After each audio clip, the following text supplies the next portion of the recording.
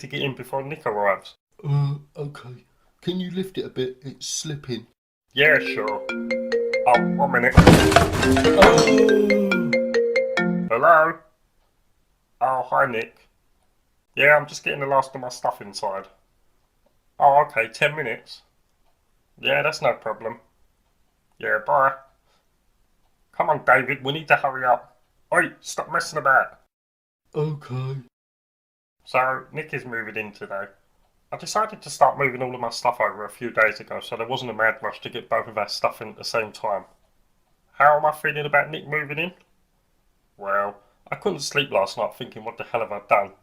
Letting Nick move in just slipped out. I had so many plans for this apartment, but that's all over now. Now all I can think about is buying the best pair of noise cancelling headphones. Okay, that's all of it, David. Nick is going to be here any minute, so can you help him bring his stuff up? Is he going to pay me? Yes, I told him to give you £50. But you only gave me £10. Yeah, because I knew Nick would give you more. Just shut up and get ready to help. Ah! What the hell is that? Sorry, didn't mean to scare you. This is my nan. Oh, yeah, she looks lovely. She is the best woman I have ever known. I thought we could hang the picture in the living room. Yeah, let me take that from you and I'll find the best place for it. Thank you. Also, thank you again for letting me live here.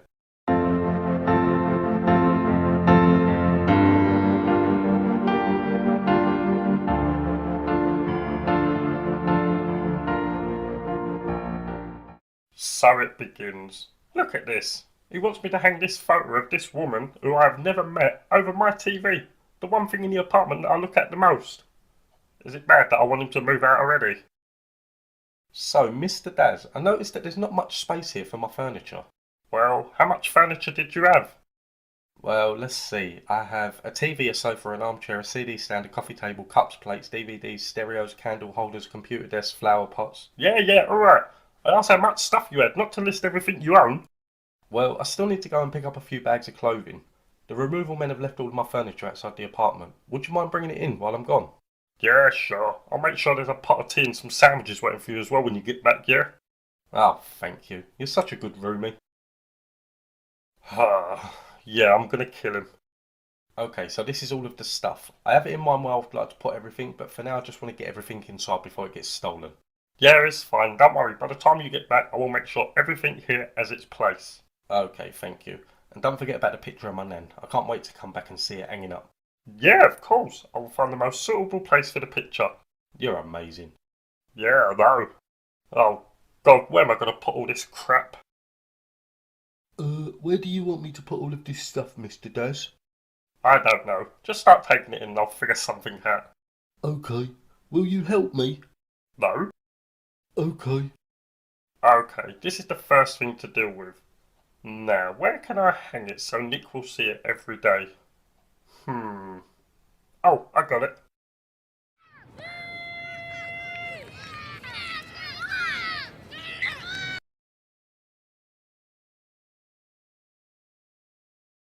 I'm back.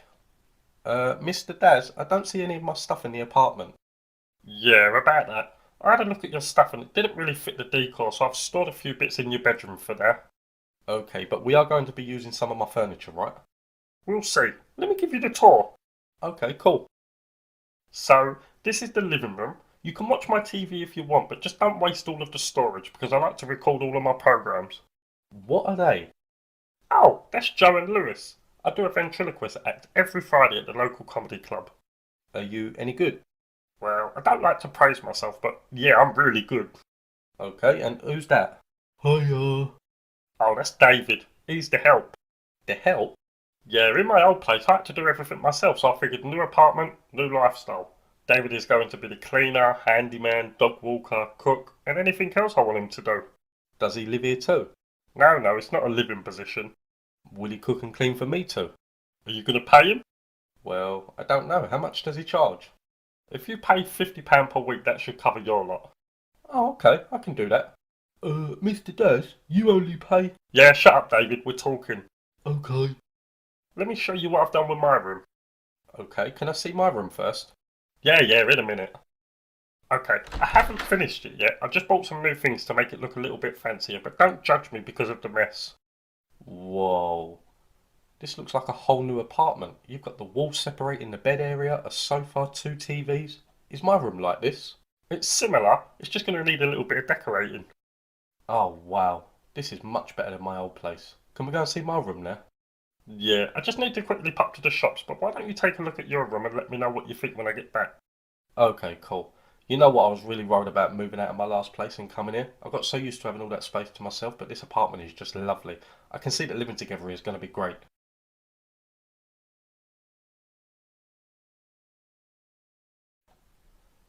Mr. Daz? Son of a... Okay, so I may have lied a little bit to Nick about the size of his room. In my defence, this was going to be just my apartment. I told him he could live with me because our hours got cut in work and he wouldn't be able to afford the rent on his house. There was no way that I was going to fight over who has what room. He gets what he's given. Well, this is not getting off to the best start. Still, it's a place to live. Oh, I need a wee.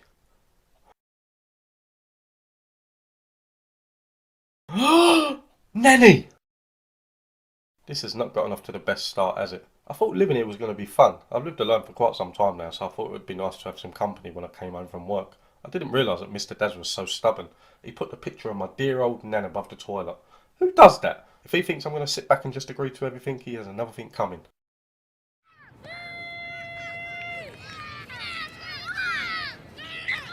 We need to talk. Yeah, that's fine. I just want to quickly make... No, you need to listen to me, so sit down and listen. Excuse me, but... Sit!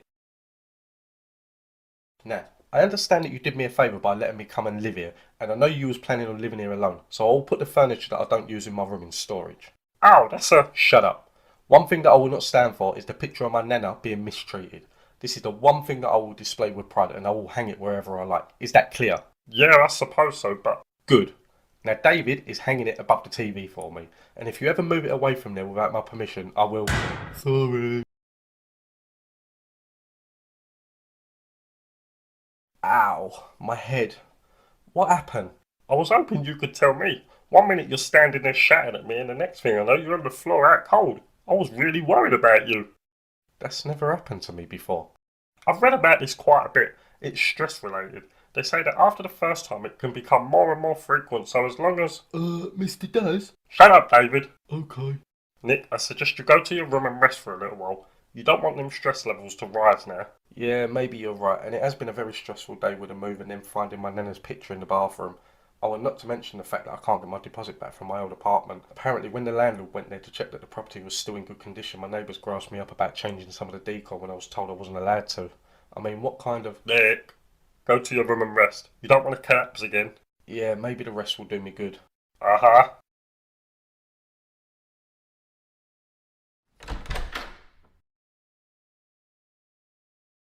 Right, David, you need to get that picture off the wall now. But Nick will shout at me. Who pays you? Well, you said you was gonna pay me, but I haven't had no money yet. Yeah, shut up and take the picture down. Okay, but if Nick asks, I will say you took it down. Yeah, that's fine. I wonder if Nick would mind if we put it out in the hallway. It might scare the neighbours off.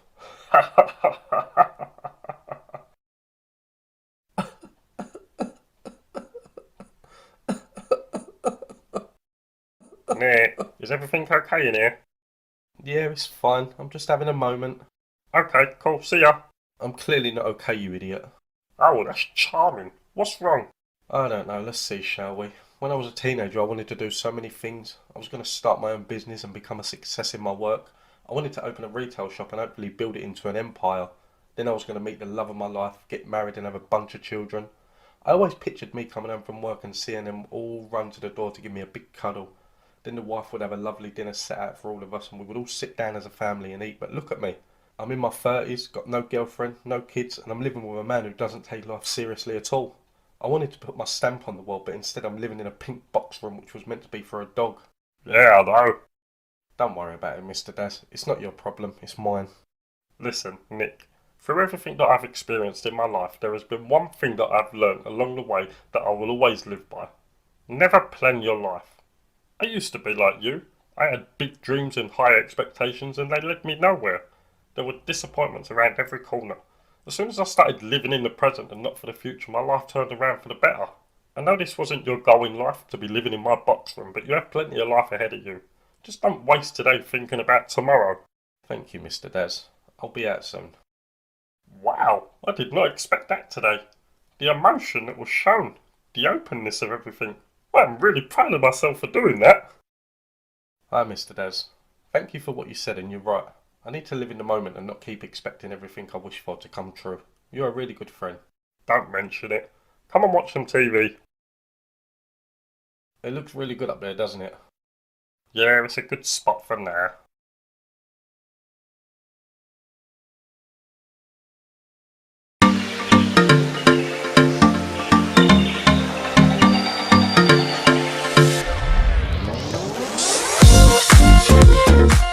Who's a Gucci Gucci Goo? You're a Gucci Gucci Goo. Yes, you are. Yes, you are. Did you miss your daddy? Your daddy missed you. Yes, he did. Give me kisses. Mwah, mwah, mwah, mwah, mwah. Oh, that was nice kisses. Who wants a snack? Mr. Des? Oh, hi, Nick. Who's this? This is my dog, Rocky. He's finally come home. Did he run away? No, he was staying with my mum while I moved in. Oh, so is he going to be staying here now? Yep, and you better be nice to him. You took his bedroom. You moved to a bigger apartment just so your dog could have his own room? Yeah, he has gas problems and he's getting older, so I thought, why not? Okay, fair enough. I'm going to have a shower. Okay, no problem. Gucci Gucci Goo. Oh, you're the best doggy in the whole wide world.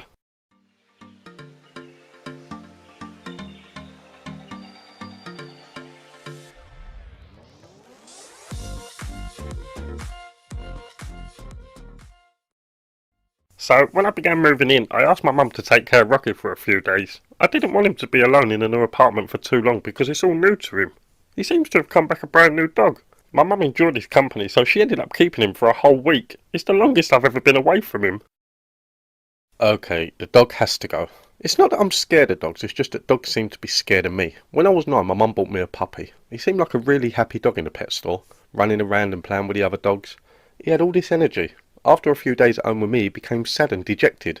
He didn't want to run around anymore, he just wanted to lay in a corner and sleep. At first I thought it was because we took him away from his friends at the pet store, but I started to realise that he was okay with other people. I just wanted a friend that I could sit and chat with.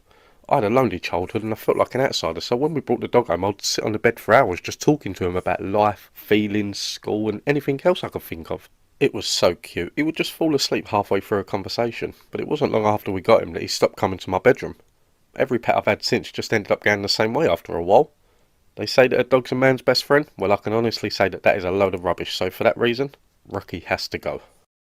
I can't believe how active he is. When I was living in the studio, he would just sleep all day and wake up only when he was hungry. I think spending time with my mum in her garden has changed him. Oh yeah, wouldn't it make sense that he goes and lives with your mum then? No, never. He's been my best friend now for nearly a decade. I couldn't imagine my life without him. It's just a dog. Huh? Just a dog?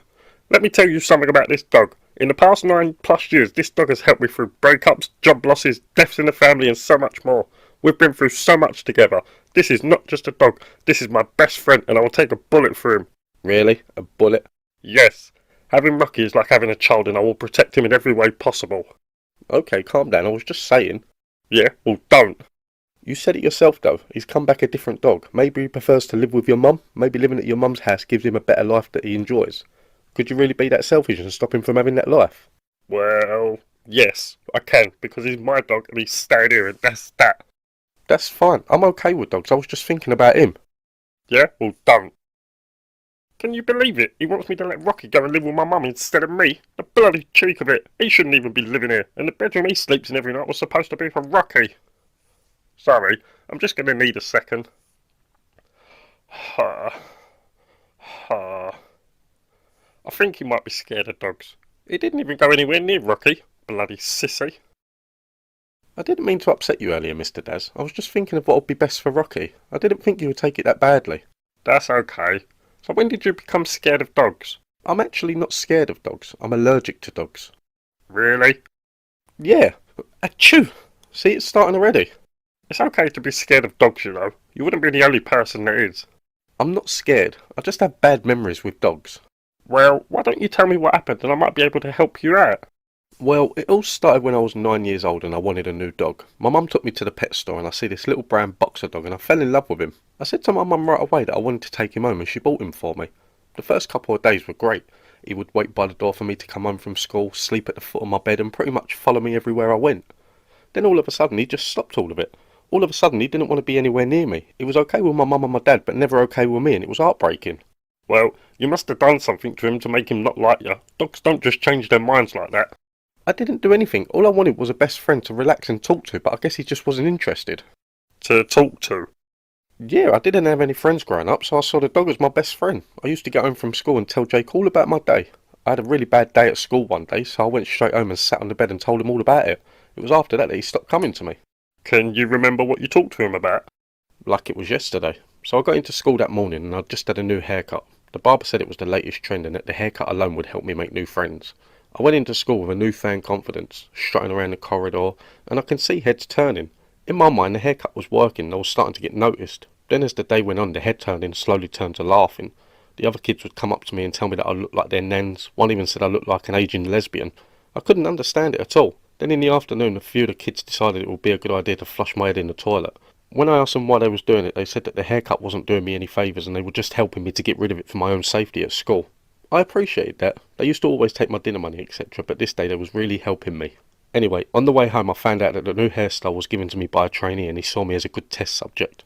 I was devastated and never really lived it down. I got home and told Jake all about it and he just stopped following me around after that. Mr. Daz. Oh, sorry. I was just resting my eyes. Rough night. Oh, okay. So when Jake decided to... Nick, stop. Dogs don't want to be talked to. They want to be played with and fed. It sounds like you bored the life out of the dog and he thought, sod that, I ain't going to him no more. Do you think? Well, you just told me the story and I fell asleep, so what do you think? Oh, so it was my fault. Yes, and please don't do that to my dog. He used to be a lazy git and only woke up for food and now he actually seems like a normal dog, so I'd appreciate it if you didn't speak to him that much, okay? I won't. Oh my god. Can you believe that this man actually made a dog stop liking him just because he talks too much? I deserve a bloody medal for living with him. Doggy, yay! Don't buy me, doggy. Go away. Shoo. You are a cutie. I'm sorry I tried to get rid of you. As long as I don't talk to you too much, we should be fine. Good boy. So I guess I was always the problem when I had pets as a kid. Do I really talk that much that dogs just can't stand being around me? I mean, a lot of people don't like being around me because I talk too much, so why should it be any different for dogs? Still, at least I have Mr. Daz. He's a really good friend. Shut up, Rocky. I am trying to sleep. Rocky, shut up, bloody hell up. Right, that's it. You can get the hell out of here. Go sleep on the sofa. Oh, for crying out loud. Oi, you. I have to go to work tomorrow, so if you don't shut up, I'm going to give you a sleeping tablet. Right, that's it. Hello? Yeah, I need you to come and take this bloody dog.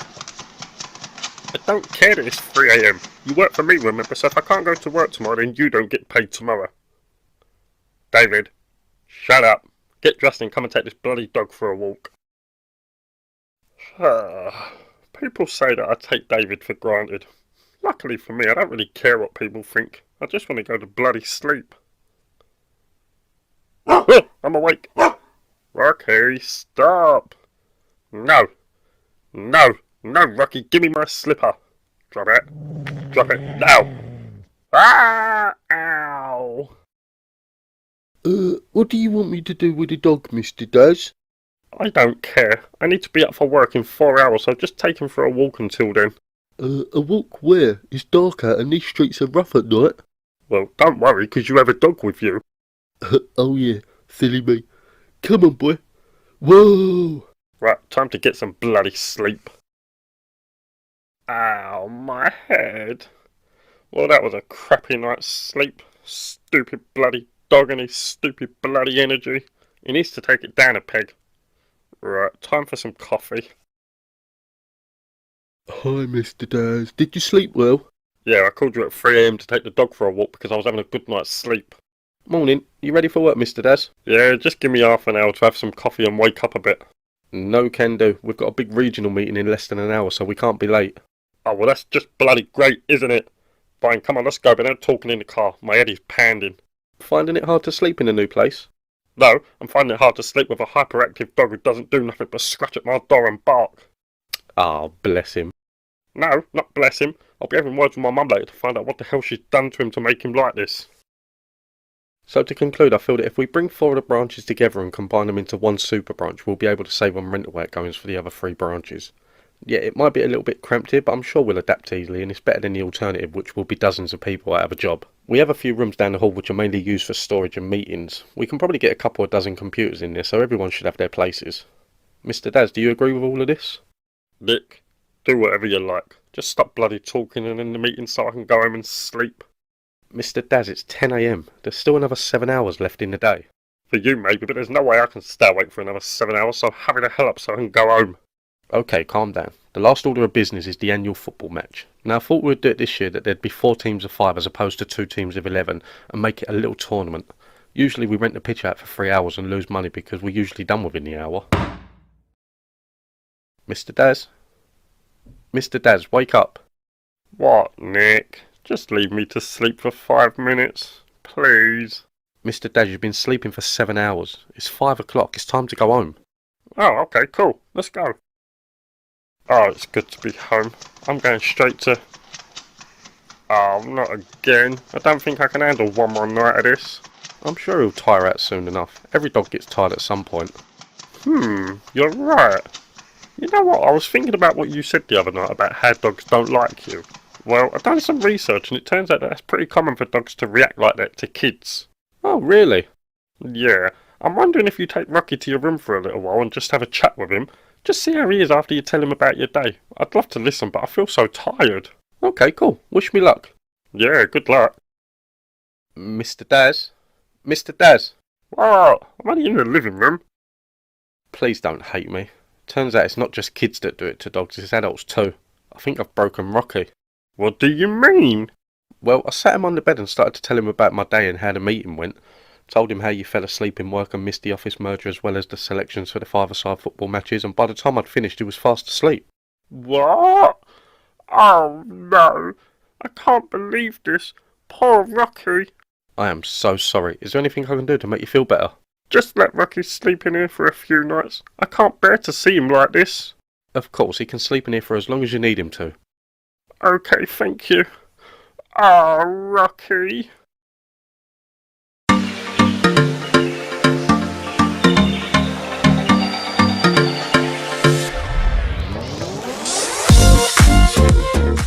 Oh, come on, ref, are you blind? That was never a foul. These bloody referees ain't got a clue, David. Go on! Run, you stupid lazy! Oh, what was you aiming for? The bloody floodlights, you twat! Hi guys. Oh, you watching soccer? Yeah. It's not soccer, it's football. Oh, the Americans call it soccer. Oh, was there a lot of Americans where you grew up in Lewisham? Well, no, but... Then it's football, and I would appreciate if you kept your voices down. I'm trying to watch the game. Okay, no problem. Seriously? You're not going to give a penalty for that? You should be pulling out your red card, not pouncing around like a fairy. Do your job properly or get another job, you bloody stupid, clueless, no good waste of space. Wow, you get really into this, don't you? Yeah, I can't help it. I'm a huge West Ham fan. You seem very on edge. Is this a final? No, it's a pre-season friendly. What's in the bag? Oh, it's just my yoga mat. I've just had a lovely 2-hour silent yoga session that's brought me inner peace. Yeah, that's super. Look at this striker, he ain't worth a toss. You could put a cow in the middle of that penalty box and he'd probably do better than this knobhead. Deep breaths. Inner space. Can you stop mumbling and put the kettle on? Fine, but I think you should come with me next weekend to the yoga weekend getaway. It might release some of that anger and aggression you have inside of you. No, I'm good, thanks. Maybe you should come and watch a West Ham match so you can build up some anger. It's healthy to have a small flip out from time to time. No, not for me. I'm a calm and collective person. Also, thank you for the offer, but I'm not into sports. Yeah, and I'm not into weekends away with a bunch of snobs sitting around in a circle humming Kumbaya. That's not what we do. We spend the weekend cleansing our bodies and our minds. Yeah? Well, I'm going to spend the weekend drunk and angry. It's the first game of the season. I've got 2 tickets to watch West Ham slaughter Liverpool. Can I come? I would love to bring you, David, but I don't have enough tickets. Well, you just said you have 2 tickets. Yeah, I do, but I like to have the extra seat. It's always so cramped in them seats, so I'll buy an extra one for comfort. Okay. Okay, Mr. Daz, I'll tell you what. I will come with you to your West Ham game this weekend. Only if you promise that you'll come with me to the yoga weekend getaway the following weekend. Why would I agree to that? Because I will pay for the getaway. It won't cost you a penny and it'll be a weekend away. Okay, cool. We can do that. Can I come? Oh, I'd love to bring you, David, but I only have enough money for me and Mr. Daz. Okay.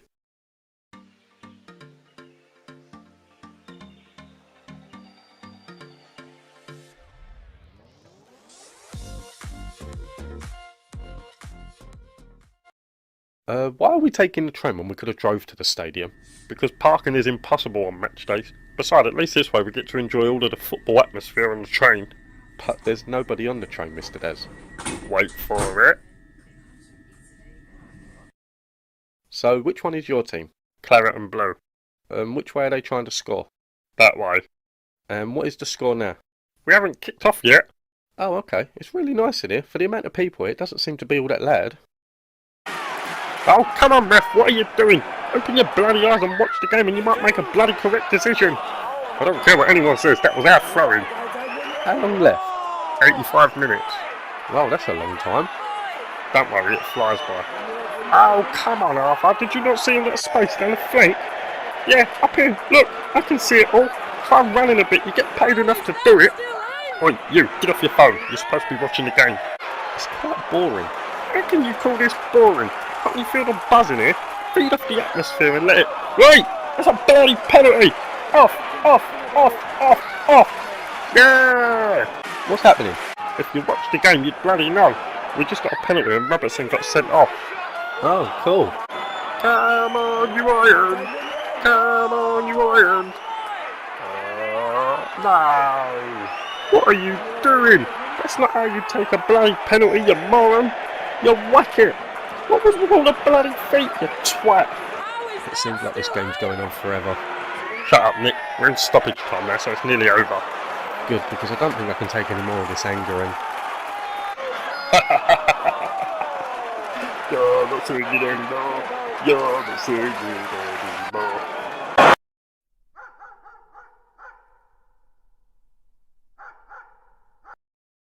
Oh, that was a great game.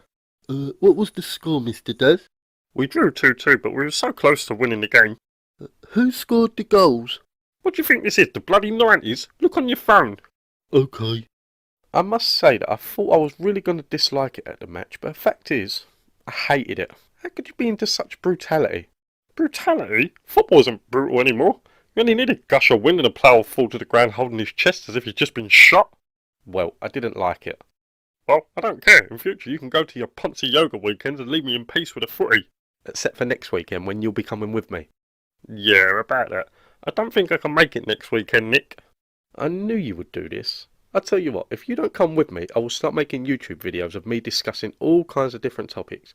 I have so many things to say and the only place that I can do it is in the apartment, so you choose. The next month of me talking non-stop or a weekend away where I'll barely speak.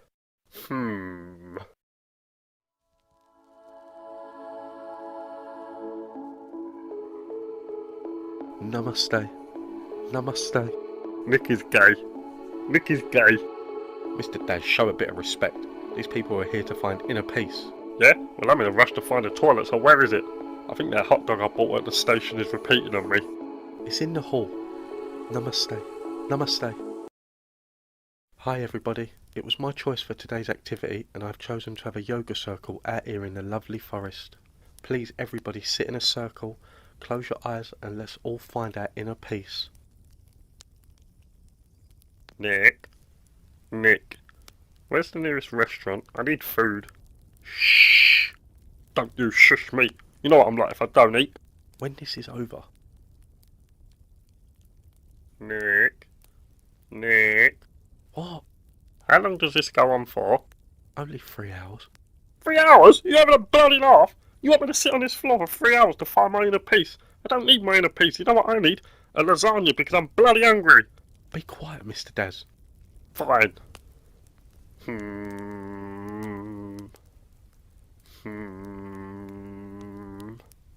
Home.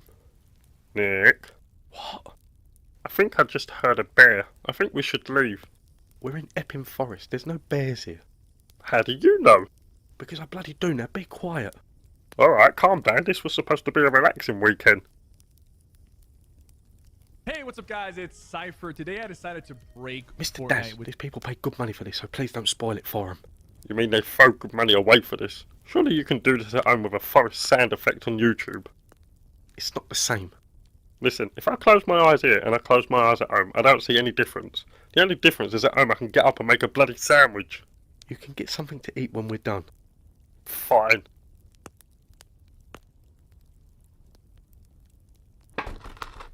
Nick, it's important. What? Look. Chloe, your hair. Your hair is on fire. Your hair is on fire. Right, I think we should cancel this session and try again tomorrow if that's okay with all of you. Oh, I was enjoying that. Go home. What? Why? Because I came here to find inner peace and in less than 2 hours you've made me want to kill you.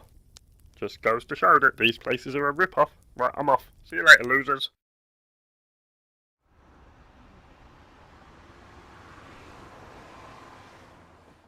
Hi, Mr. Daz.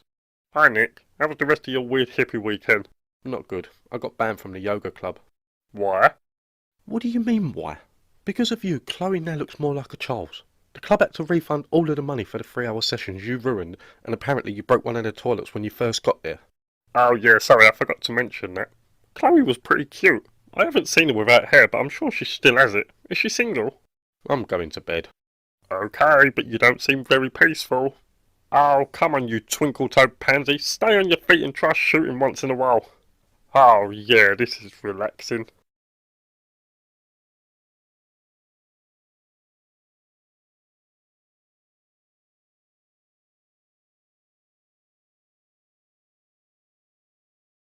Oh, I love this so much. Jane, turn on the lights. Lights on. Oh, thank you. Jane, turn on the TV. What would you like to watch? Right, let's make this a hard one. I would like to watch Season 3, Episode 1 of Saved by the Bell. Season 1, Episode 3, The Gift, playing now. Wow, I love you, Jane. Thank you. Do you love me? I do not feel love, I am a machine. Well, give it time. Jane, can you put the kettle on for me, please? The kettle will be boiled in exactly 3 minutes and 12 seconds. Would you like me to remind you? I would like you to remind me. No problem, Mr. Daz. Hi, Mr. Daz. Did I just hear a woman talking? Yeah, that was Jane. She's my new fascination. Oh, I didn't even know you were seeing anybody. You're so lucky. I would give anything to be in a relationship, but finding love is so difficult nowadays. Shut up, Nick. Jane is a machine. A machine? Like an upgraded blow-up doll? No, you prat. I turned the apartment into a smart apartment. I don't understand. Just watch. Jane, turn off the lights. Whoa. Jane, turn the lights back on. That's a good invention. Let me try. Jane, turn off the lights. No, Why not? I do not know who you are. But I'm Nick. I live here. Is this correct, Mr. Daz? Yeah, I suppose. Okay. Nick now has access to my services. Cool. So what else can this thing do? She does everything. I can sit on the toilet and get her to turn the cooker on, ask her to boil the kettle while I'm in the bath, turn on the TV while I'm shaving, pretty much anything I want her to do. Okay, and why do all the doors look different? Oh, this is the best part. Facial recognition access to all of the rooms. Watch this.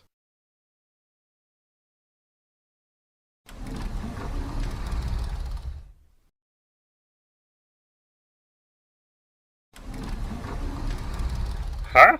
Cool. Let me try.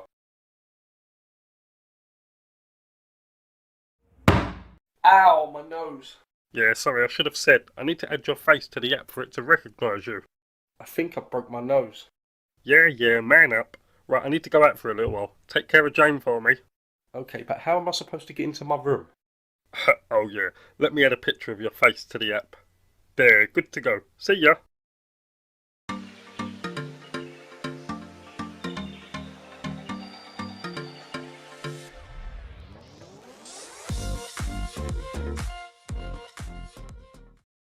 Need a wee, need a wee, need a wee.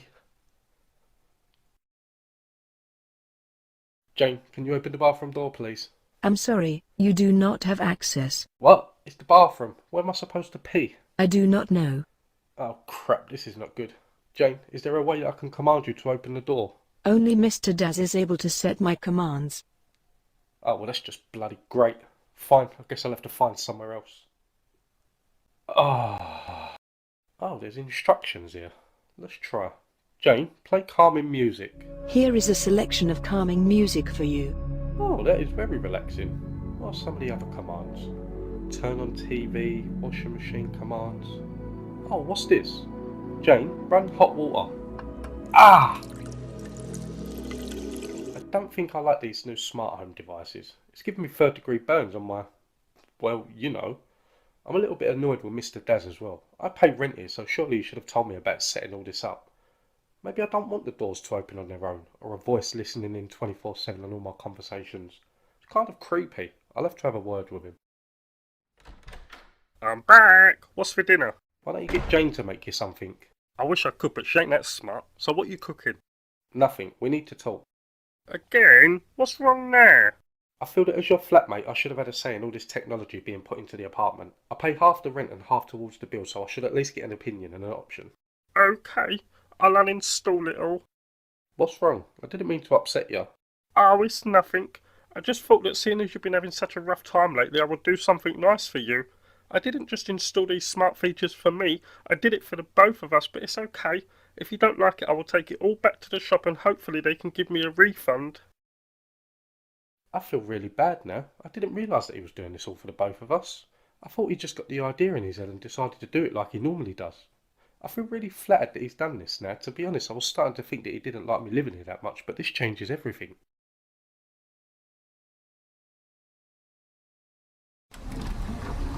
Hi, Mr. Daz. Listen, I'm really sorry about earlier. I didn't know that you'd done all this for the both of us. I really do appreciate it, and I'm sure I'll get used to it all.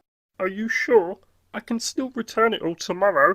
No, please don't. To be honest, having all this done makes me feel better about living here. I was starting to feel that you didn't want me living here at all, so thank you. You're welcome. This man will believe anything. Did he really think I'd done any of this for him? The truth is, I still don't want him to live here, and I was kind of hoping this would force him out. Guess I'll have to find another way. Jane, what is the best way of getting rid of someone? Cut off their fingers, remove their teeth and set their car on fire, with a minute. Whoa, calm down. I meant how to get him to move out, not kill him. Oh, I don't know. Okay, I'm starting to have second thoughts about you now, Jane. Okay, so you're going to give me a proper rundown of how all this works then? Yeah, sure. You basically just give her any command and she will do it. Listen, Jane, add to my shopping list frozen peas. Shuffling songs by Alicia Keys. What? That's not what I asked for. Let's try again. Jane, what is the weather like tomorrow? I will run a credit check to see how much the bank will let you borrow. Jane, what the hell is wrong with you? Here is a recipe for a beef and onion stew. Is this meant to happen? No, I don't know what's wrong with this bloody thing. It was working fine earlier. Do you know anybody who can help fix it? I'm rubbish with technology. I'll get David to come round. He's good with electronics. Are you sure David is the best choice? He electrocuted himself the other day sticking a knife in the toaster. Yeah, it's fine. He'll know what to do. Hello, David. Hi, I need you to come round and sort out my smart home. I don't know, something's wrong with it. I don't care. You work for me, so I need you here now. Okay, fine. Finish up at the funeral and then come straight here. Don't go to the wake, okay? He'll be here soon. I can't believe this is bloody broke already. The guy in the shop said it's one of the most reliable pieces of kit around. I bet Nick decided to mess around with her while I was out. I knew as soon as he started opening his mouth and putting his commands in she would rebel. He can even talk the sense out of a bloody AI. So, what seems to be the problem, David? I don't know. Everything seems fine here. Maybe it's just a faulty system, Mr. Daz.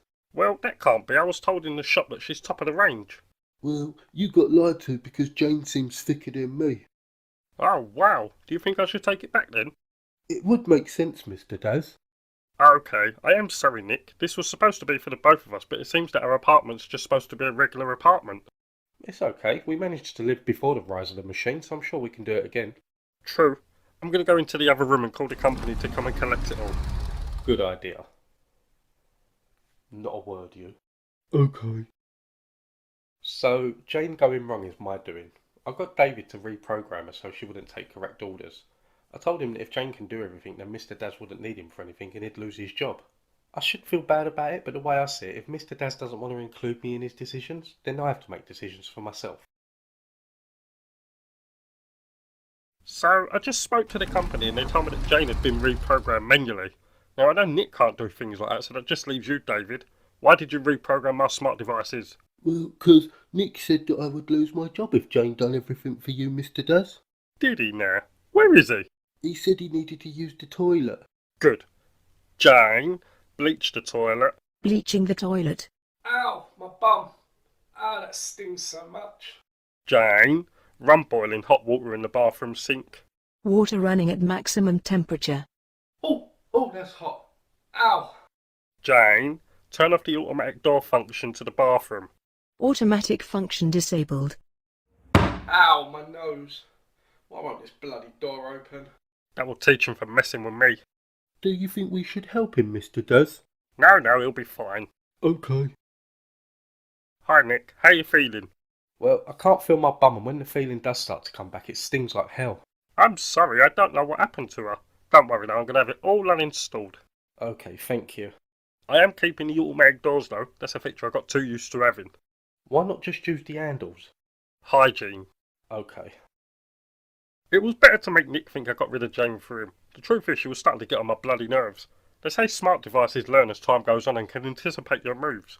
Well, Jane was too advanced. She would wake me up when I wanted to sleep, tell me to go and do shopping or exercise. It was like being bloody married, so it was easier just to get rid of her.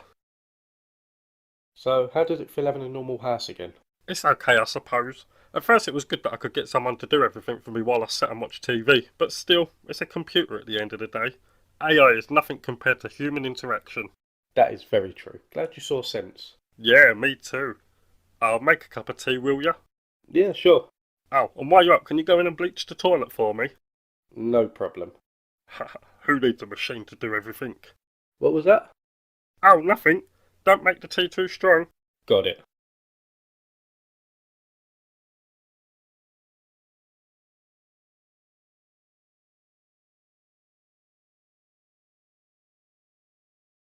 I like driving in my car. Bum bum bum bum bum bum bum. Right, what should I listen to? No. Oh, let's listen to some Pink. In our family portrait, we look pretty happy. Uh-oh. Oh, crap, what was that? Please don't be Rocky. Please don't be Rocky. Oh, good, it's not Rocky. You just hit me with your car. Did you not see the reverse lights on? When they come on, I would recommend not standing behind a car. I was knocking on the window to get your attention, but you were singing a Pink song. No, I wasn't. It was a remix with another more popular song. I couldn't care less. Can you just call an ambulance, please? Why? I only tapped you. Man up and walk it off. Have you seen my leg? No, let me. Oh my god, that looks disgusting. I'll cover it up, please. Call me a bloody ambulance. Okay, calm down, will ya?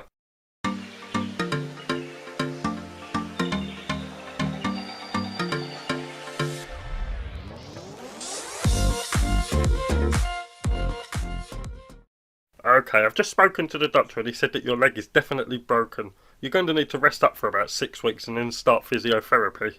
Oh, well, that's just bloody great, isn't it? How am I supposed to go to work and pay my bills? Don't worry, I will speak to Susan and see if you can work from home. I'm sure she won't mind. Oh yeah, because that's what I need. Work from home with a broken leg and unable to do anything for myself. This is so much of an inconvenience. You should have been watching where you was going. What if I was a child? Yeah, I know. Okay, what if I was Rocky? Don't you say that. I don't know what I would do if something happened to Rocky. So you break my leg and I get nothing, but if you have the fault of it being Rocky, you have a mini meltdown. You're messed up in the head, you know that? Alright, let's just hit this morphine button for you. I don't want morphine, I want... Ah, that's nice. I love you, Mr. Daz.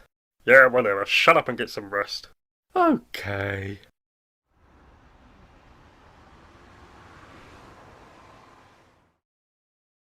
Really? You couldn't help us up the stairs? You just had to rush up so you can put the telly on? No, I didn't want to put the telly on. I rushed up so I could open the doors for you. But you're sitting down and none of the doors are open. Oh, yeah, sorry, I forgot to leave them open. Force of habit. What's for dinner?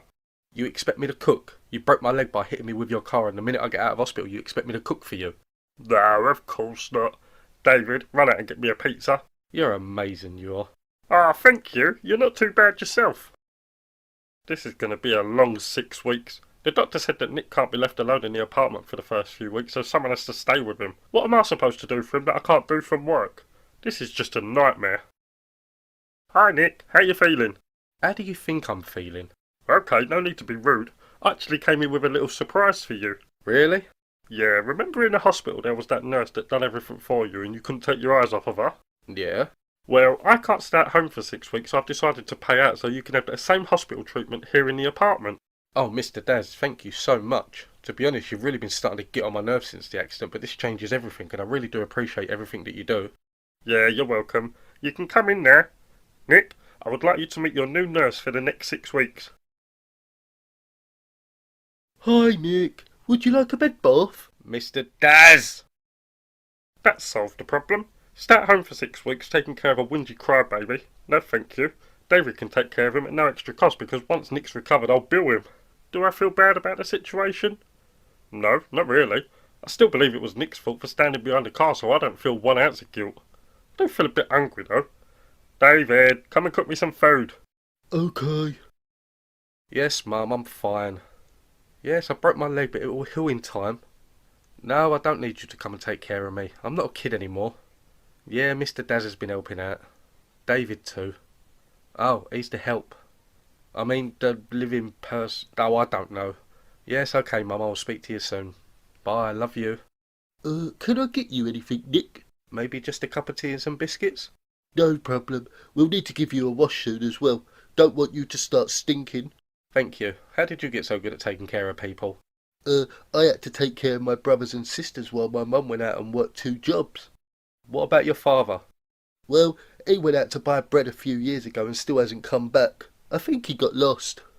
Yeah, maybe. So you take care of your brothers and sisters. How many do you have? Well, I have 2 brothers and 4 sisters. Wow, that's a big family. I'm an only child, so I wouldn't know what that feels like. It's okay. They can be a bit annoying sometimes, but they're good kids. That's nice to know. It just sometimes gets a bit much at home. There are 8 of us living in a 2-bedroom apartment, so it can be hectic. That's why I like spending time here. It's so quiet here. Except for when Mr. Daz is about. He's so selfish and ignorant. Well, maybe, but he treats me well when he pays me for doing this job. He pays you peanuts. For the amount of stuff that you do for him, he should be paying you a lot more. No, I don't need any more of Mr. Daz's money. But wouldn't it help? It would, but Mr. Daz already pays the rent so my family have a roof over their heads. So Mr. Daz pays David's rent? The rent for the entire apartment that his mum, brothers and sisters live in? Maybe I got him all wrong. His heart seems to be in the right place. He just doesn't know how to use it at times. It's amazing the things you find out about people. Things that you'd never believe a person would do until you hear they're actually doing it. Paints him in a whole new light.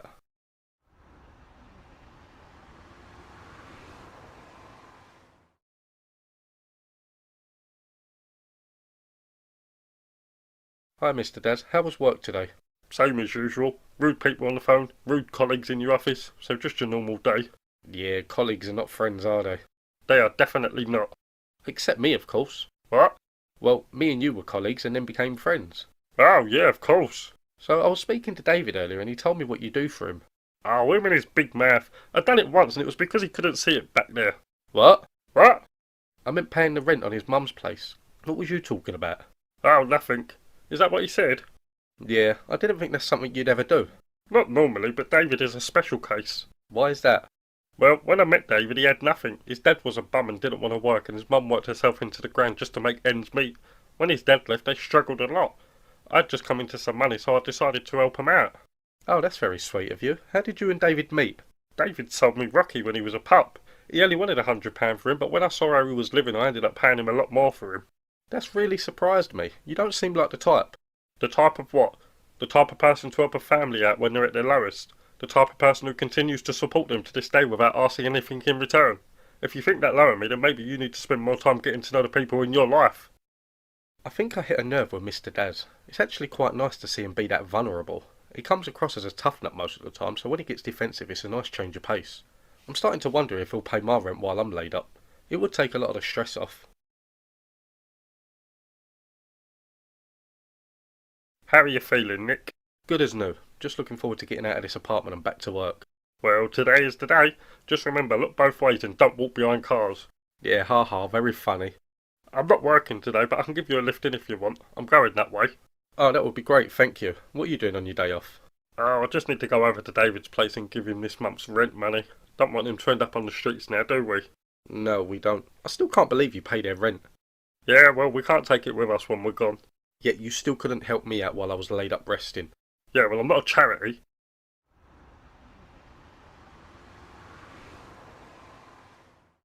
Hi, Mr. Daz. Thank you for the rent this morning.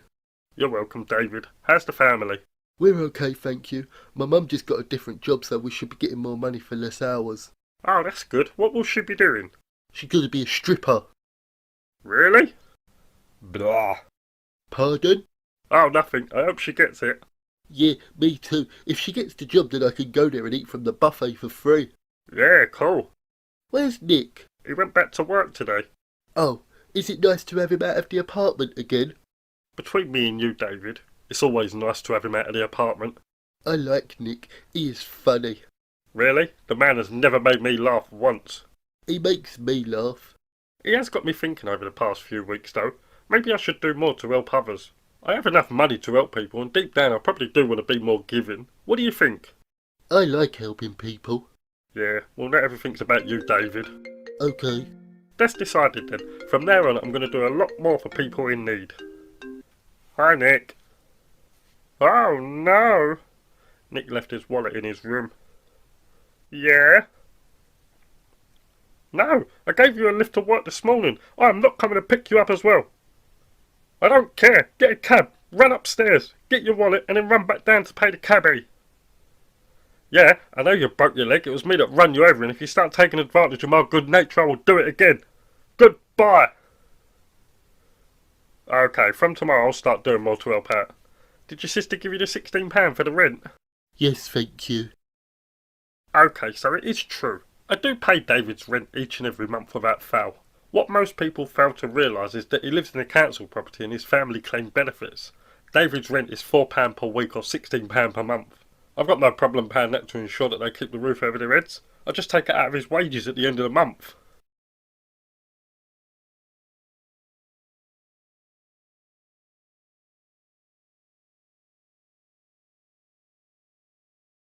Right, David, I've left a list of things I want you to do while I'm out. The list is on the fridge and I need them all done before I get back. Okay. How long will you be out for, Mr. Daz? I won't be back until tonight, so you've got plenty of time. Okay. Where are you going? I'm going to have a day at the races. Oh, what's that? It's horse racing. I haven't been for quite some time and it's nice weather today, so I thought it's perfect. Oh, horses, can I come? No, you've got work to do here. Okay. What time is Nick coming home? How should I know? He said he's going into work, but I don't know how long for. Okay. Whatever you do, do not tell him where I am. I want a peaceful day. I won't. Right, I'm off. See ya. Yeah, bye, Mr. Daz. Oh, hi guys, they didn't need me in work. What's the plans for today? Oh, nothing. David is just going to get on with some things I need doing. Okay, and what about you? I just need to run some errands. I shouldn't be too long. But you said you was gonna be out all day, Mr. Daz. Yes, thank you. Now shut up, David. Okay. What's going on? Where you going? Oh, fine. I'm going to the horse racing for the day. Oh, I used to love the horse racing. I remember going with my granddad when I was a kid. Oh, they were good memories. He taught me so much about horse racing. Yeah, that's great. Anyway, see ya. Yeah, to this day I still haven't chosen a losing horse. What was that?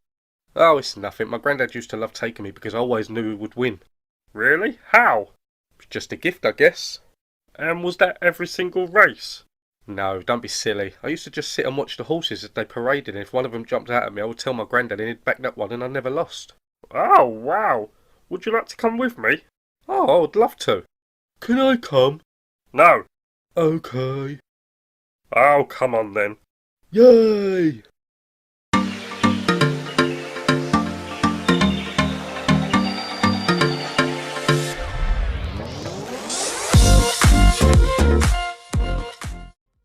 So which horse track are we going to? We're going to Lingfield. It's not too far. Okay, cool. So how long you been betting on horses? For as long as I can remember, really. Are you any good at picking winners? Not really. I usually pick the horse that has two left feet and ain't got a clue where it's going. Oh, that's not good, so you lose a lot of money. I'm not a big gambler. I usually just put about £500 on each race. £500? Where do you get the money to gamble that much money away? Wouldn't you like to know? I told you already I'm okay for money. How much is okay? Well, enough that I wouldn't have to ever work again, but not enough that I'd want to stop working. Oh, that must be nice. I'm rubbish with money. I usually just waste it as soon as I get it. Well, you're never going to feel financially secure then, are you? Tell me about it. I need to be more like you. So how much are you worth then, if you don't mind me asking? I do mind. I'd rather not discuss money while the help is in the car. Oh, that makes sense. Who's the help? You are. Oh, how do I help? Oh, why did I bring you? It means that you work for me and Mr. Daz. The help is the old-fashioned way of saying you do a lot for us. Oh, okay. I'm the help. Excuse me, but you work for me, not us. How do you figure? I pay him the same amount of money you do each week. Well, Mr. Daz only pays me. Yeah, shut up, David. Okay. So, Nick, what horse am I betting on? Give me time. I need to watch them as they're parading around before the race. Okay, well, watch closely because I need some winners. Okay. I want to buy a new entertainment system for my bedroom. I see this 3D TV that looks amazing. It's like you're actually part of the movie. Wow. Can I watch it with you, Mr. Daz? No? Why don't you use your own money to bet on Nick's horses and you might win enough to buy your own? Well, my mum always said that gambling is bad and that I shouldn't do it. Well, your mum ain't here and you're a grown man so you can do what you like. Oh, okay. Nick, the race is going to start in a few minutes. Have you got a horse for me yet? Yeah, that one in the purple. Okay, let's take a look. Oh, even money, that's good enough. Why are you using your phone? Instant payout and better odds. Oh, okay. I'm back. Where have you been? I didn't know what horse to pick out, so that old man over there put a bet on for me. You let someone else put a bet on for you? Yeah, he said it's going to win me lots of monies. Yeah, we'll see. Right, the race is about to start. Shut up now. Okay. Come on, you lazy git, whip the crap out of him. Oh, this horse is never going to bloody win. Look how far behind he is. There's still time. How is there still time? It's the last 2 furlongs and he's 7th. Wait for it. Oh, he lost. Well, that's a first for me. Oh, bloody hell. He was the favourite as well. Nick, you just lost me £500. No, I didn't. You asked me to pick a horse and that's what I did. Yeah, but you said you've never picked a loser. Well, I was a kid at the time. Yeah, whatever. Just concentrate better when the next lot run. Okay. What the hell, Nick? You've picked 5 horses and not a single one of them have even placed in a race. Were you lying to me about picking winners? No, not at all. Let me call my granddad. Maybe I've done something as a kid that I'm not doing now. Yeah, you need to bloody do that. Stupid man costing me all my bloody stupid money. Hi, granddad. It's Nick. No, Nick. Your grandson, Nick? Yes, I'm at the horse racing. Do you remember when I was a kid and you used to bring me here? Well, how did I pick winners back then? Oh, okay, thanks, Grandad. So, is there a reason why you're not picking winners? Yeah, and it's kind of embarrassing. I don't care, I just want to win some of my money back, so tell me. Well, I did used to pick winners all the time, but it was greyhound racing and not horse racing. What? How the hell can you get horse racing and greyhound racing mixed up? One has horses running and the other has dogs. Are you that stupid? Well, I don't actually remember going. I was only 4 at the time. You was 4 years old.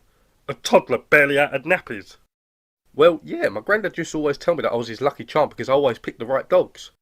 Well, that's just fan-bloody-tastic, isn't it? Now I've got 1 race left over to try and recover some of the money that I've lost. Gamble aware, Mr. Daz. You should never chase your losses. Nick, if you don't get out of my face, I'm going to be chasing you with a cricket bat, so I will just back away. Okay, I'm going to go get a coffee. You want one? I'll take that as a no. I don't understand why I have to sit in the back. Because I can't stand to sit next to you right now, you go-good useless waste of space. That's a bit harsh, Mr. Daz. Nick, just don't talk to me for the rest of the day. Fine. Did you enjoy your day at the races, David? Yeah, I can't believe I won all this monies. Look, Mr. Daz, I can get a 3D TV now. Yeah, that's terrific, David. You just need to be careful. Why? Well, your mum said you shouldn't gamble. What's she going to say if you go home with all that money? Oh yeah, what should I do? You could always buy the 3D TV and leave it at my place for now. Oh yeah, that's a good idea, Mr. Daz. No, it's not, David. He just wants you to buy the TV and never plans to let you have it. How dare you? I'm trying to help him out here and do him a favour so he doesn't get into trouble. No, you're not. You're trying to manipulate him into getting something that you want. You want the TV, but you lost your money, so now you're trying to get David to buy it, knowing full well that he's going to say yes, and that way you get a new TV and David gets nothing. Yeah, I know. Why do you need David to buy it anyway? I thought you said you had enough money to ensure that you never had to work again, yet you're acting as if you can't afford a TV. Well, I just didn't want to spend my own money. That is just pathetic. David, keep all of your money and do what you want with it. If your mum asks where you got it from, tell her I gave it to you for all the work you do for us. Okay. Stupid bloody man. What was that? Oh, nothing. I said I need to use the can.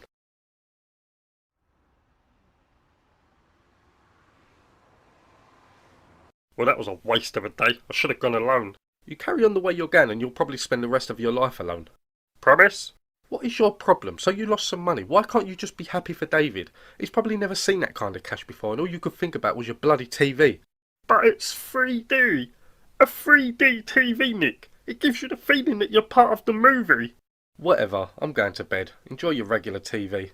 I can't. I want a 3D TV.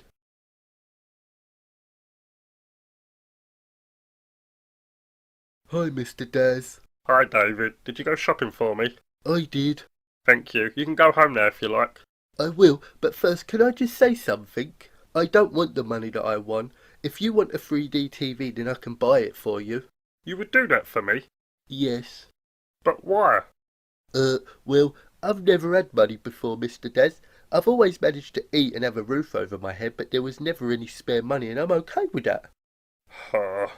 I don't want your money, David. Just make sure you don't waste it. Go out and treat you and your mum to something.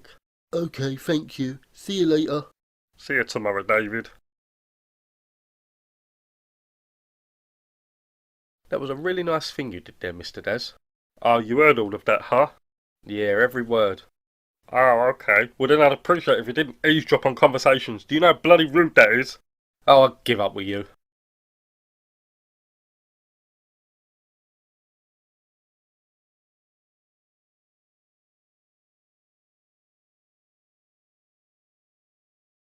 Okay, thank you. See you later. Bye, Susan. Oh, wow, can you believe this? One of us will become the office manager. Yeah, I know. I can't wait to start. There's so many people in this office who need to kick up the... What makes you think you're getting the job? Oh, come on, don't start all this. We both know I will be better for the job. You're just a pushover who people take advantage of. How do you figure? Well, let's see. Every morning you come into work 15 minutes early to make a particular someone a cup of coffee. You'll do everything that people ask you to do. Last week, Jodie asked you to go to the supermarket for her on your break to buy some tampons and you'd done it. The next day, Josh said he couldn't come into work and asked if you could work an extra 6 hours so he could still get paid. You came in 3 hours earlier than you were supposed to and left 3 hours after your shift had finished. You're a pushover and that's why you will not be a good fit for management. Okay, let me just clear something up. I come in every morning to make you a cup of coffee because you said that you'd make me get the bus to work otherwise. Yes, Jodie needed tampons from the supermarket, but it was you who suggested I go and buy them for her. And I helped Josh out because he was sick and everyone needs a little help sometimes. Well, Josh went to a festival. What? Yeah, he posted pictures on Instagram that day. He was plastered and crowd surfing. So he wasn't sick? Well, if he was, then I want some of his medicine. That seems like good Mr. Daz. Okay, so one thing, but that doesn't mean I wouldn't be a good fit for management. Okay, let's settle this then. What are you doing? I'm calling Susan. Hi Susan, Mr. Daz here. Me and Nick are already arguing over this promotion, so I was wondering if there was anything that needed management attention in the office this week. Well, yeah, we could compete for the position. Uh-huh. Okay, cool. Laters. What did she say? She's going to send me an email shortly. There are a few things that management would need to handle, and she said we can delegate the task between each other. Oh, that sounds like a plan. She also said we have to choose the new manager ourselves. She doesn't want to make the decision. Okay, well, we'll make a competition out of it, and the one with the most points will get the position. Okay, cool. The email just came through. What are the tasks? 1 minute. Okay, so there's just a few things that need to be sorted out. The first one is budgeting. The branch needs to make cutbacks, and it's our job to find out where. This is the amount we need to be saving each month. Okay, cool. What else? Let's see. There's fire safety, sales increases, data backup for 2019 and 2020, next month's rota, and reporting back this week's progress to head office. Okay, sounds good. So who does what? Well, I think we'll both take a stab at sorting these out. What do you mean? Well, for fire safety, we'll both have drills. You'll do the backup for 2019 and I will do 2020. Do you see where I'm going with this? Yes. Cool. Right, I'm off home. Didn't you want to get started now? No, it's 5 o'clock. Time to finish. That doesn't look good as a manager. You're supposed to be the first one here and the last one out. Yeah, and that's why I plan on hiring an assistant manager so he can cover for me.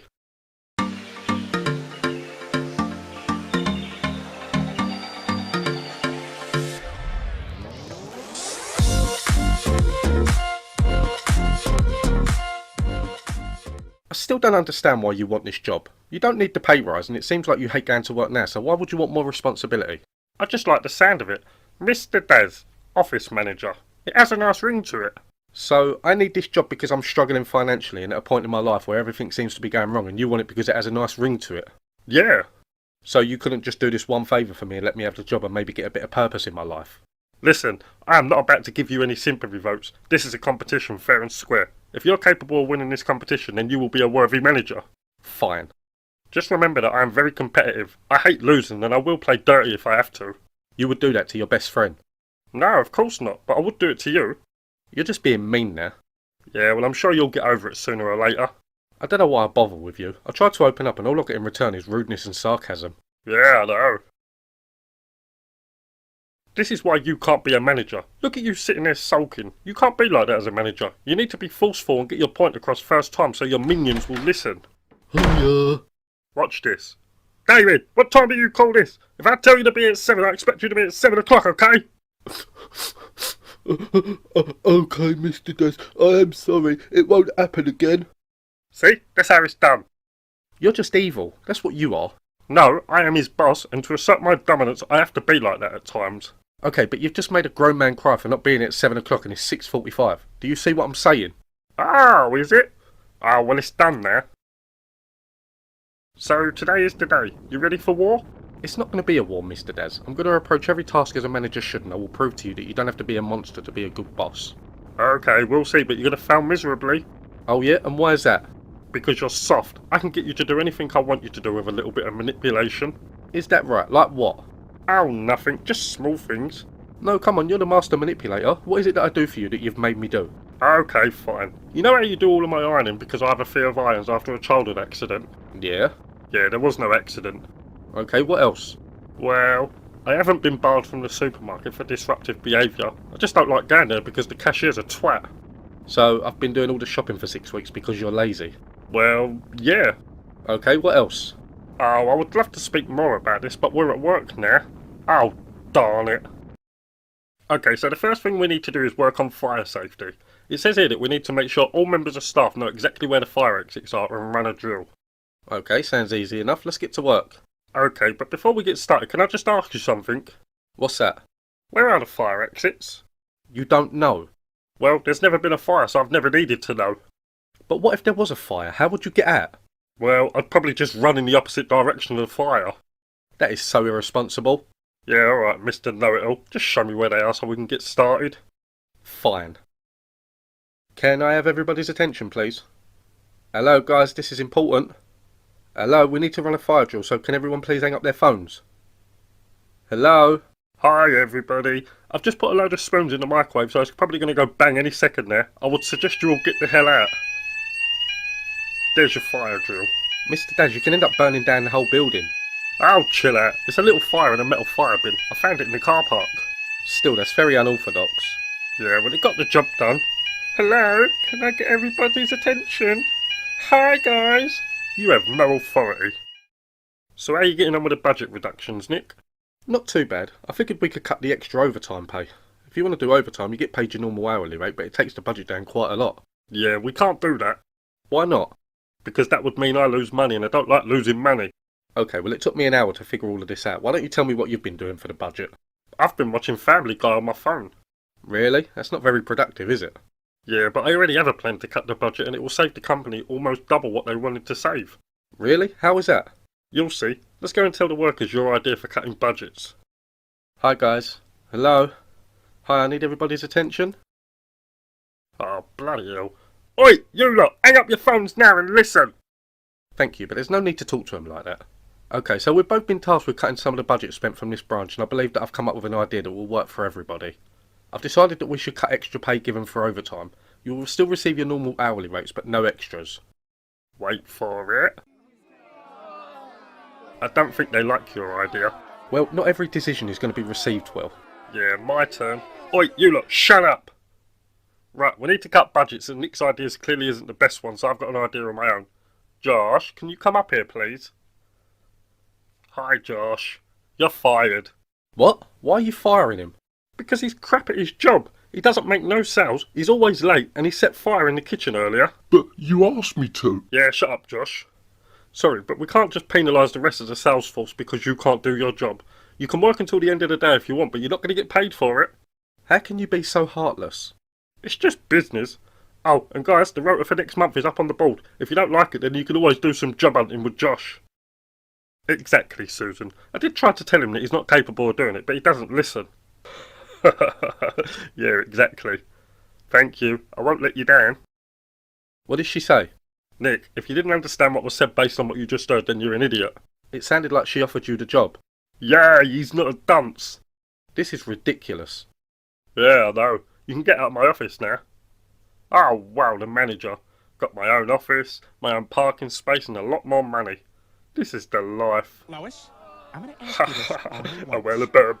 Do you Oh, Peter, or do you are a not funny guy. know about the bird? What's going on out there?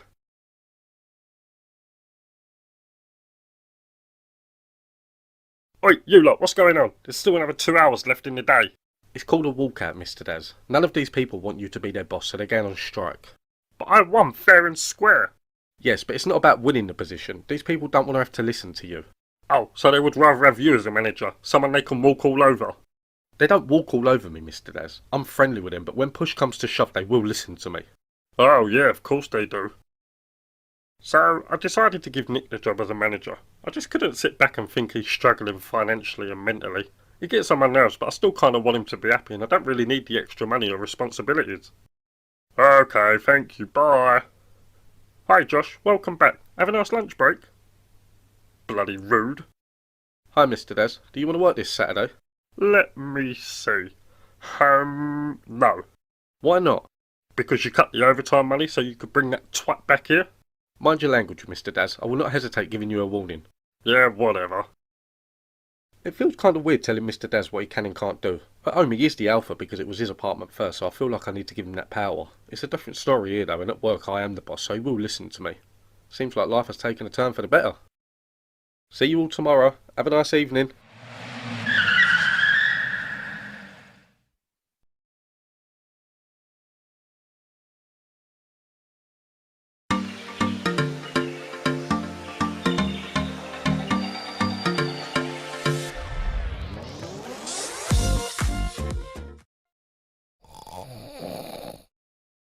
What the hell? Why is David asleep on the sofa? Mr. Daz, do you want to explain this? Sure, that is David. He is asleep. Sleep is something that us humans do for a majority of our lives. Yeah, ha. Why is he sleeping on our sofa? Well, he called last night and said that he had an argument with his mum and needed somewhere to sleep. So you told him he could stay here? No, I just said I wish there was something I could do to help, and 10 minutes later he turned up at the door with a bag of clothing. No, Cindy. No, I'm ticklish there. No, stop it. Well, he can't stay here. We don't have enough space. Okay, well when he wakes up you can tell him to leave. I think there's an old TV box in the storage area that he can use as a new home. Why do I have to tell him? Because you want him to leave. Fine, someone has to be the bad guy. David, wake up. Oh, you can't wait until he's woken up naturally. You're so mean. I'm not mean, we have to go to work soon. I don't want him to be here when I get home. Yeah, sure. I mean, it's not as if you were an unwelcome guest when you came to live here. What was that? Oh, sorry. I said it's not as if you were an unwelcome guest when you came to live here. Yeah, well, I'll pay rent for that room. Well, get David to pay rent for the sofa. No, he has to go. David, wake up. Wow, someone woke up on the wrong side of the bed. Oh, morning, Nick. Morning, David. I'm afraid you have to... Your lunch is in the fridge. I didn't know what you liked, so I made you 3 different kinds of sandwiches.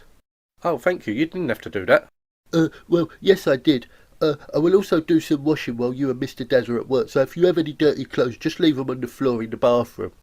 Oh, it would be nice not to have to do that when I come home. Yeah, Mr. Daz also wants me to go and do some shopping. What would you like me to cook you for dinner tonight? Oh, well, I'd love to have a shepherd's pie. Okay, I will cook that for you then. Thank you.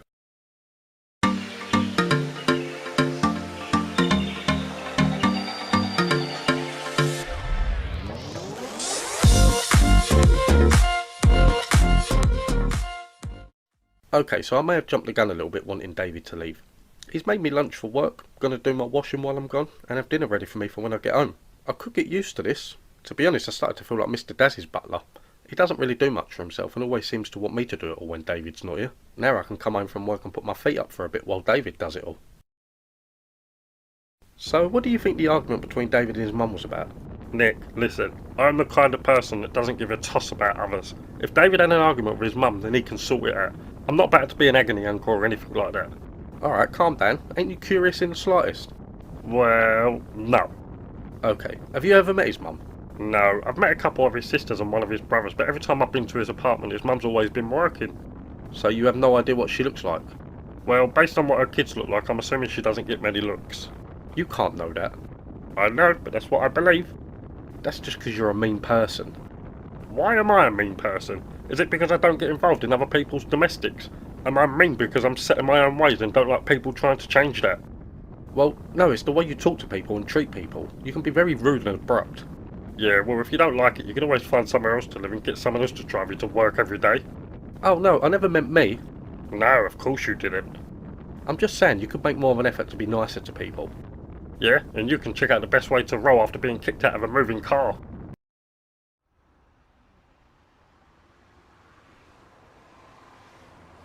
Hi, Mr. Daz. Your dinner is ready and waiting for you on the sofa. And Nick, I've prepared your dinner for you to eat at the table.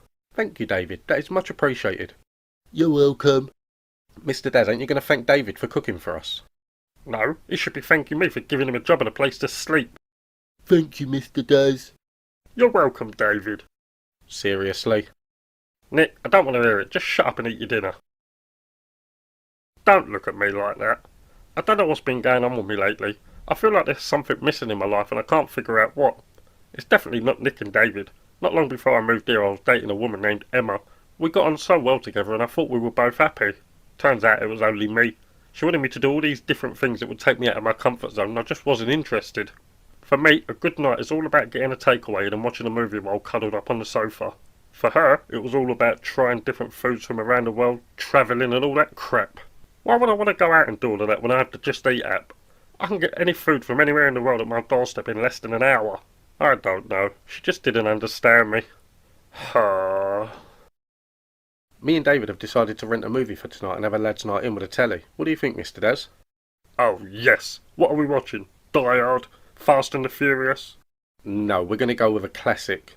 Oh, okay. What are we watching? The Sound of Music. Really? You want me to sit and watch a musical? Yeah, it's a classic. No, thank you. Hello? Yeah, he's here. Okay, see you soon. David, your mum's on her way, so pack up your crap. Okay. My mum is coming to get me. I don't really want to go back home. I walked in on my mum having fun with the postman. It came as a bit of a shock. I mean, he was supposed to be delivering packages and not giving my mum his package. I called her things that I shouldn't have called her. I do feel bad about saying things like that about my mum, but someone had to. Things might get a little bit awkward when she gets here. David, your mum's here. Get your stuff and go home. Okay, but I need to speak to her first before I go back home. Oh, okay. There's a cafe down the road. Go there. Mr. Daz, stop being so horrible. David, take her to my room and speak to her there. Okay, thank you, Nick.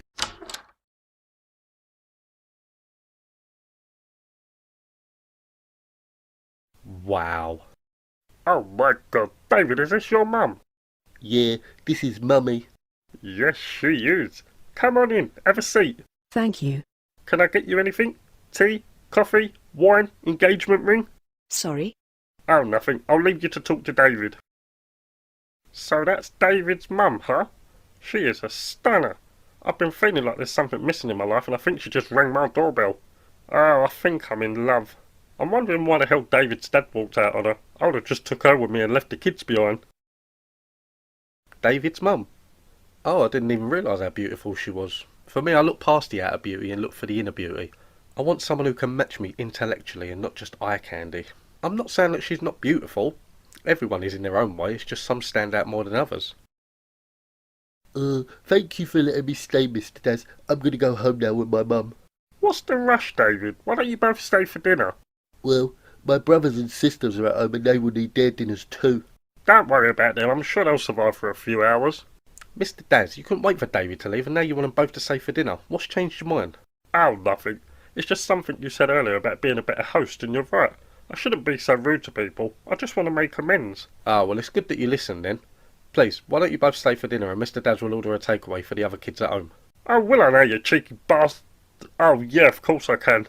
No, it's fine. We will just go home, but thank you for the offer.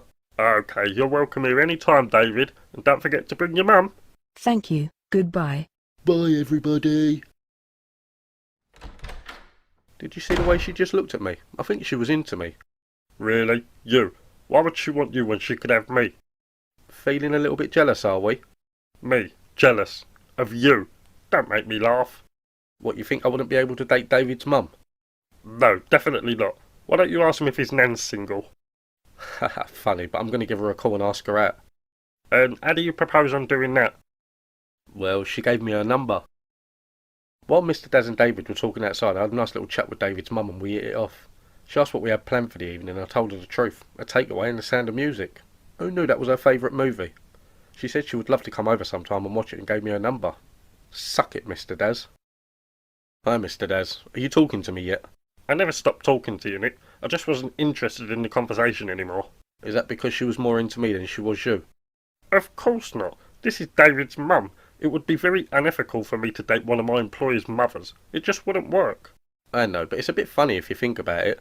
You've been paying their rent for how long now, and the first time she meets you, she doesn't even say thank you, she just gives me her number. Yeah, that's just bloody hilarious. Yeah, well, I thought so. Am I annoyed that Nick has a date with David's mum? No, why would I be? She wasn't even that good looking. I bet she's a right dog behind all of that makeup. Hi, Mr. Daz. Hi Nick, how was your date with David? You mean Stacey, his mum? Yeah, whatever. How was it? Not what I was expecting, to be honest. When she said she liked The Sound of Music, I thought we'd end up having a lot more in common, but not really. Why's that? Well, I took her to a gastropub and she spent the whole time shouting at the TV and drinking pints of beer. Oh, really? Why was she shouting at the telly? Football was on. I suppose she likes football. Really? I like beer and football. Maybe she was more suited to you after all. Hi, Nick. My mum said thank you for the date, but she wouldn't be interested in another one. Fine by me. So your mum's into football then, David? Yeah, she watches it all the time and has a season ticket. Oh, really? I might give her a call. Yeah, okay, but you two might clash a bit. Why's that? She supports Tottenham. Me, a West Ham fan, date a Tottenham supporter. Yeah, I'd rather become a monk.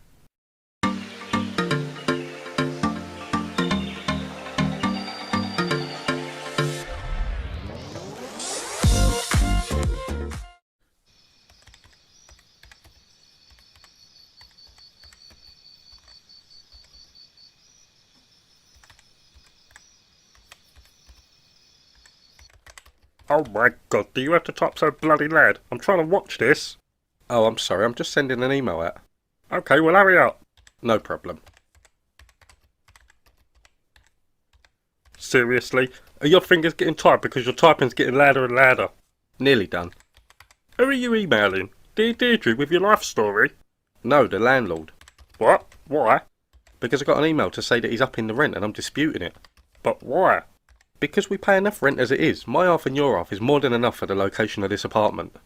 You better be careful what you say to him. You don't want to end up homeless now.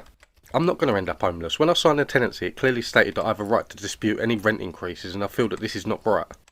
Oh, you read them contracts? Of course. What, you don't read them? No, I just sign them. They'll say the same thing. No, they don't.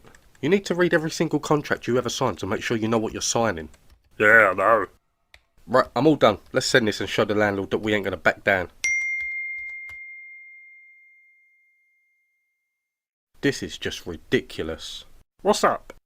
He just replied saying pay more rent or get out. Oh, that's just rude. Yeah, it is, and he has no right to threaten me like that. If he wants a battle, then I'll see him in court. Whoa, what? I have rights. This horrible man just can't threaten to kick me out if I don't pay more rent. Horrible man? That's what I said.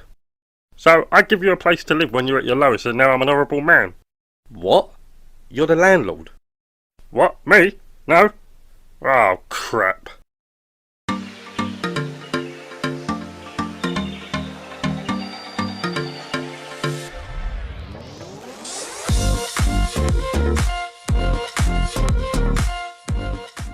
things are probably going to get a little bit heated in the apartment.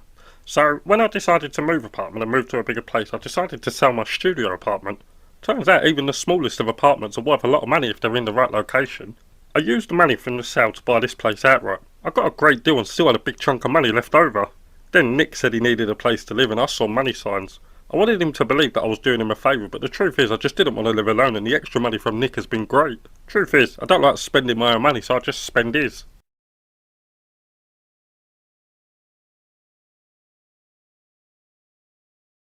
Morning, Nick. Nick, I said morning. Fine, don't talk to me then. Bloody rude. Oh, Nick, about the rent increase, I think we should discuss it. Why should we discuss it? Well, because I want you to start paying more rent. Why should I? You didn't even tell me that you own this apartment. I'm sorry, was I supposed to? It would have been nice. Do you know how much stress I've been going through trying to get my finances in order? You have no idea how much I struggle to pay the rent each and every month, and all this time you've been the bloody landlord. Listen, if you lived somewhere else you'd still have the same struggle. You would still need to get your finances in order and find a way to pay your rent each month. But you could have given me some leeway. On a few occasions I've asked you to pay my side of the rent and I'll pay you back, and you told me that you couldn't afford it. Little did I know the rent was going straight into your bank account for you to waste on your useless crap. Savings. What? It goes into my savings account. I'm using the rent from this place to save for the future. I want to make sure that I don't have to worry about money when I retire. Ah! Can you believe this no-good, lousy, selfish son of a... I'm sorry, I just can't get over all of this. These past few months have been so stressful. The things I've done to raise money for the rent have been ridiculous. I started off by giving blood every week, but then got sick of passing out all the time. Then I decided to donate to a sperm bank. I figured that I could earn some money while helping a family get a kid that they've always craved for. When I started to feel empty of blood and sperm, I had to look for other ways to earn money. My latest idea is just demeaning. I've been working as a male escort. A few nights a week I have to go and pick up a sad, lonely woman who can't get a date and be her date. I spend the whole night around her friends and colleagues, and it's uncomfortable. I'm just eye candy for these women to make them feel better about themselves. I am fuming right now and I don't know what to do to calm myself down. Right, I'm off out. See ya. Mr. Daz? Yeah? Can I just ask you something before you leave? Yeah, sure, but hurry up. Why didn't you tell me that you owned the apartment when I wanted to move in? It's simple. You would have taken advantage of it. How would I? Okay, when I offered you the chance to rent out the second room and you thought it was someone else's apartment, you made sure the rent was always paid. It wasn't always on time, but it was always paid. If I would have told you that I own this apartment, you would have asked me if you could stay here until you got back on your feet. I would have said yes, and you would have done nothing about finding a new place because you knew I owned this place and you didn't pay any rent. I've told you before, Nick, I am not a charity, and if you don't want to pay rent for that bedroom, I will gladly rent it out to someone who will pay it. Like anybody would want to live with you. Well, you did. See ya.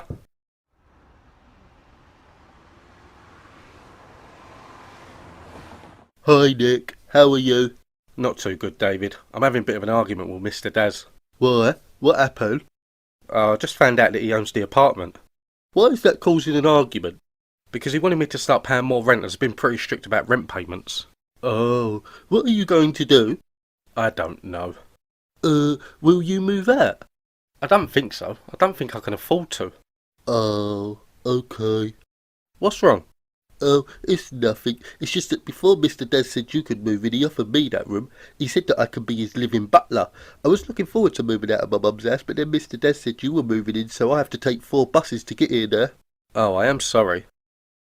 So Mr. Daz decided against letting David live here so that I could. Surely that says something about what he thinks of me as a friend. Maybe I've been a little bit hard on him since I found out he was the landlord. I'm not going to be paying any more rent, but he deserves to be paid for me living in his home. Hi, Mr. Daz. I'd just like to apologise. I shouldn't have reacted the way I did when I found out you own the apartment. You have every right to charge me for that room. Thank you. I'm glad you understand. So, what made you buy this place? Well, I lived in a studio before I moved here, and even though it was just me and Rocky, it was pretty cramped, so I decided to get a bigger place. This was the first apartment that I viewed, and I just fell in love with it. It felt like home straight away. Oh, okay. And how much is your mortgage, if you don't mind me asking? I don't have a mortgage. The money I got from selling my studio apartment in Westminster was enough to buy this place 3 times over. Oh, so you don't pay nothing out each month for it? Nope, not a penny. Your rent covers the council tax and the ground rent, and the rest goes into my savings account. So maybe you could help me out a bit in the future with gas, electric and water bills? No, I pay my bit out already, which is more than what you pay out. But it would help me out a lot. Oh, that's nice. No. Fine, I might just have to rethink my options then. Cool, see ya. If that man thinks that I'm going to back down, then he can think again. I am more than capable of living here alone and turning that spare room into a games room. You would think that after living here for as long as he had, he would realise that he's not going to win with me. I own this apartment, I paid a lot of money for it, and it is my right to rent that room out for as much as I like. He knows where the door is if he doesn't like it. No. No. Please, Mr. Daz. I'm only getting sick pay from work and it's nowhere near enough to pay for this month's rent. No can do, I'm afraid. I simply can't afford it this month. Can't you get a payday loan? They should be able to give you enough to cover the rent. I can try, but their interest rates are through the roof. Yeah, I know, but if you don't do something, you might find yourself living in a box on the roof. True. Oh, I'm having a little bit of trouble sleeping. I've just had a dream. It was when I broke my leg and really struggled financially. I asked Mr. Daz to lend me some money to pay my side of the rent, but he couldn't afford it to help me. I don't think this is going to end well. Mr. Daz? Mr. Daz, wake up. What, Nick? It's 6 AM. I just need to ask you something. What? Remember when I broke my leg? You know, when you run me over with your car. Yeah, I remember. Well, a few weeks into me being stuck at home, I asked you to help me out with the rent for that month and you said you couldn't afford it. Oh, not this again. It's fine, I just need to know. What did you do with my rent money that month? I just put it into my savings. Okay, thank you. Go back to sleep.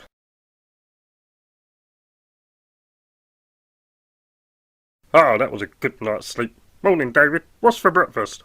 Would you like some eggs on toast? I would love that.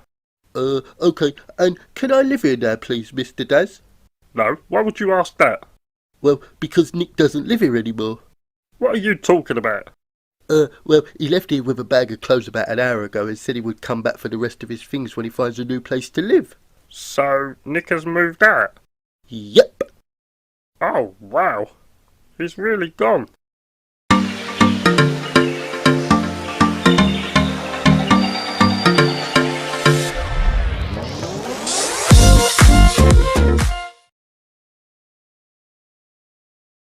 Right, I'm all done. Let's send this and show the landlord that we ain't gonna back down.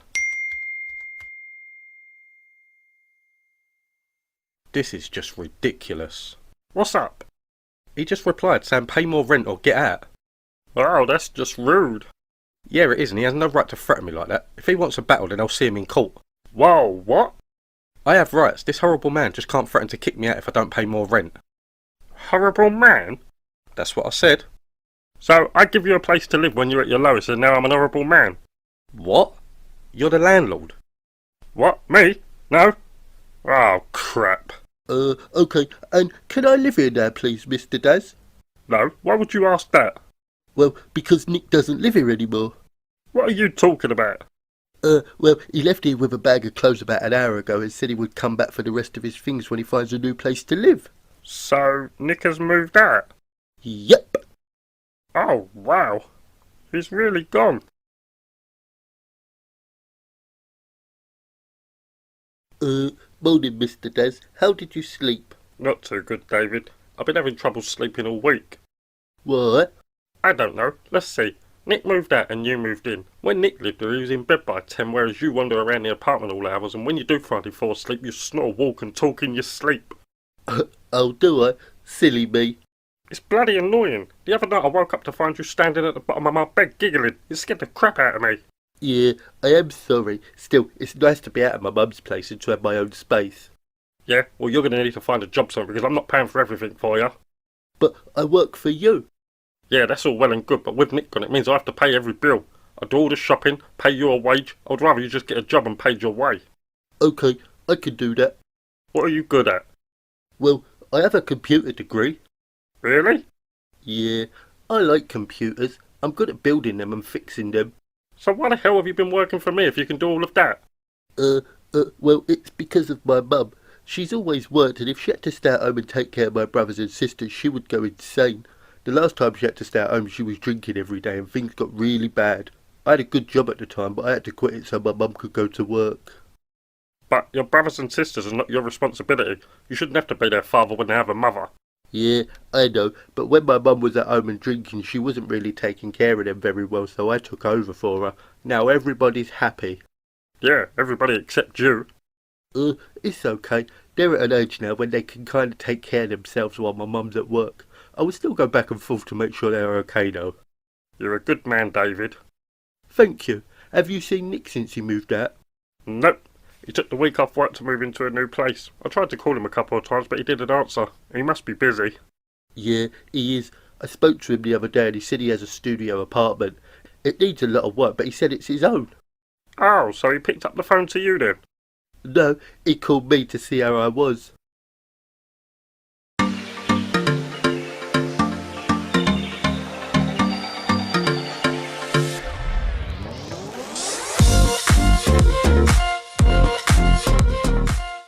I hate to admit it, but I miss Nick living here. Things just aren't the same with David. He constantly wants to please me. He'll cook me dinner, tidy up after me, do the shopping, walk Rocky, and anything else you can think of. It's getting quite annoying. At least when Nick was here, he would challenge most of the things I did. We are different in so many ways, but it worked. Now life's got a bit boring. Oh, I can't believe this. I miss Nick.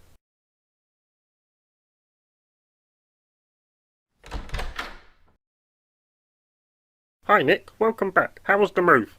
Oh, it was really good, thanks. The studio's not that big, but it's my own, you know. Yeah. Just looking into some ideas for the decor. I was thinking of getting some fittings to try and separate the bedroom from the living room and the kitchen. It would be a bit of a squeeze, but I think I can make it work. Oh, that's good. So no regrets about moving out then? At first it was daunting, but it's got easier as the week's gone on. I heard David's living with you now. Yeah, he's been there for a few days. How's that going for you? Great, couldn't be better. I'm glad. This is not going great, Nick. He snores like a pig, he sleepwalks, and he wants to do everything for me. A few more days living there, I bet he waits in the bathroom to wipe my bum. I can't handle it anymore. So tell him to move out then. I can't, unless I tell him you're going to move back in. That's not going to happen, Mr. Daz. We tried living and working together and it didn't work. We clashed with everything and it was just exhausting. But that's what made it so fun to live together. You annoyed the crap out of me most of the time, but I think that's what I miss the most. Sorry, but this is just the way it has to be. Okay, so when can I see the new place? Well, it's going to be a while. I'd rather get everything decorated first. Okay. Something smells fishy. So I have a feeling that Nick is lying to me about having a new place to live. So to be a good friend, I've decided to follow him and see where he goes. As his friend, I have to know that he's okay. This is where I followed Nick to. It's a right dump. There is no way he can be happy living here. There was a homeless man using the lift as his own. And his bathroom. And there's a weed factory here somewhere because I already feel like I'm getting high. Hello, who is it? It's me. Open the door. What are you doing here? I followed you to make sure everything was okay. You're stalking me. Don't flatter yourself. I just feel bad about how things turned out and wanted to make sure you was okay. Can I come in? I would rather you didn't. The place isn't finished yet. Nick, as long as it doesn't smell as bad as this hallway, then you've got nothing to worry about. Fine, come on in. Oh, wow, this looks lovely. Really homely. Yeah, you can drop the act, Mr. Daz. I know exactly what it looks like. There is potential here. You just need to get your thinking hat on. I've tried, Mr. Daz. I put wallpaper up on the wall the other day. I woke up in the morning, it was laying on top of me and already started to mould. The neighbours are awake constantly arguing and having sex. I just don't know how I ended up here. A few months ago I was happy living in my own house, and then in the blink of an eye I'm living in a studio apartment that's falling apart and full of junkies. So come home then. What? Come back and live with me then. David won't mind going back to his mum's and you can get out of this hellhole. It's not going to work, Mr. Daz. We clash too much. Yeah, and that's my fault. I know I can be stubborn and that I'm set in my ways, but it's because I've always lived alone. Things can get better though. I will have to think about it. Well, don't take too long. I think I just see a rat run under your bed. Okay, I'll think about it. Okay, cool. I'm going to make a move before someone steals the tyres on my car. Okay, see you at work tomorrow. It feels pretty good that Mr. Daz has come to me and asked me to move back in. The truth is I hate living here, it's a dump. I just have to make sure things don't end up the way they did the first time around. Morning, Mr. Daz. Morning, Nick. How are you? Good, thanks. I've been thinking about what you said yesterday and I'd like to take you up on your offer to move back in. Oh, that's great. Let me call David and tell him he needs to get the hell out. Okay, but before you do that, we need to talk about a couple of things. Okay, shoot. First of all, the rent is too high. I can't afford to pay that much rent and the utility bills. Okay, that's cool. Keep the rent amount the same and I will pay the bills. Okay, thank you. That works. Secondly, you need to let me treat it like my home too. What do you mean? Well, when I moved in, I had to put a load of my stuff in storage because it didn't fit your decor. I want to take all that stuff out of storage and put some of it in the apartment. It won't be a lot. I will sell what I don't bring, but I want some of my stuff out. Okay, I can live with that, as long as you don't clutter up the place. It won't, I promise. I do feel bad for David, though. Oh, don't worry about him. Even if he didn't move in, I would have still told him to leave. He's alright in small doses, but I can't stand living with him. Cool. Right, I'm going to take the day off and get my stuff out of storage. Just remember, things might look a bit different when you get home tonight. Yeah, no problem. Right, I'm off home now. Nick has moved back in and taken some of his stuff out of storage. I have no idea what I'm about to walk into. I really don't like change. I've always had things in specific places, and now his stuff's coming in. It's just going to mess with my brain. Well, ain't going to know until I get home.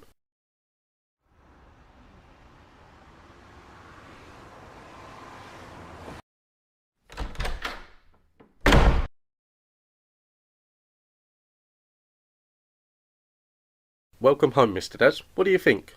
About what? Well, I've moved some of my stuff in. Where? Well, it's only that cabinet, a new coffee table and some pictures for now. I'm debating some of the other furniture that I have, but I'm not sure yet. Yeah, that's cool. Welcome home, Nick. Thank you. Oh, you put your picture of your nan above the TV again. I did, and that is non-negotiable for now. I want it to be on show. Okay, but it is a very distracting photo. I feel like she's watching me as I watch TV and it freaks me out. How could you say that about a woman as lovely as my nana? Well, that's just the way I feel. How about if we put her on that wall? She's still in the living room then and she'll be seen all the time. Okay, cool, we can do that. Thank you for letting me change things around a bit. No problem. Oh, it feels good to be home. That studio apartment was starting to get really frightening. There were fights all day and night. The bar downstairs had some real lowlives in and they always got into arguments. This area's not the best, but it's a million times better than where I was. I was also thinking there might be a bit of a power change in the apartment. Mr. Daz came to me and asked me to move back in. Surely that means something, right? Guess we'll have to just wait and see.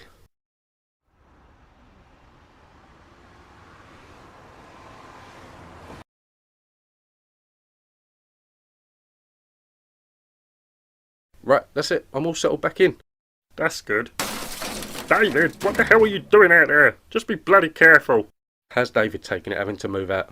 Oh, he's in a strop at the moment. Said he refuses to go back to his mum's and that he's going to run away. Oh, poor David. What do you mean, poor David? What kind of 23-year-old threatens to run away? He just needs to grow up and get his crap out of my apartment. Our apartment, you mean? Yeah, if you say so.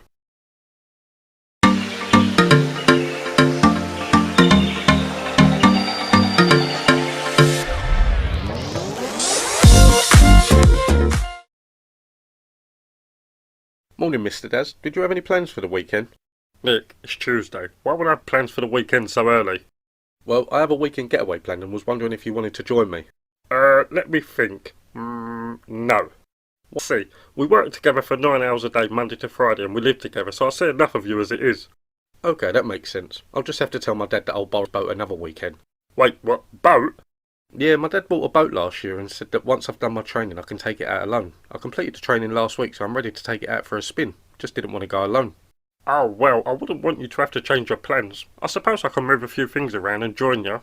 Thank you. I really do appreciate it. You're a good friend. Yeah, I know.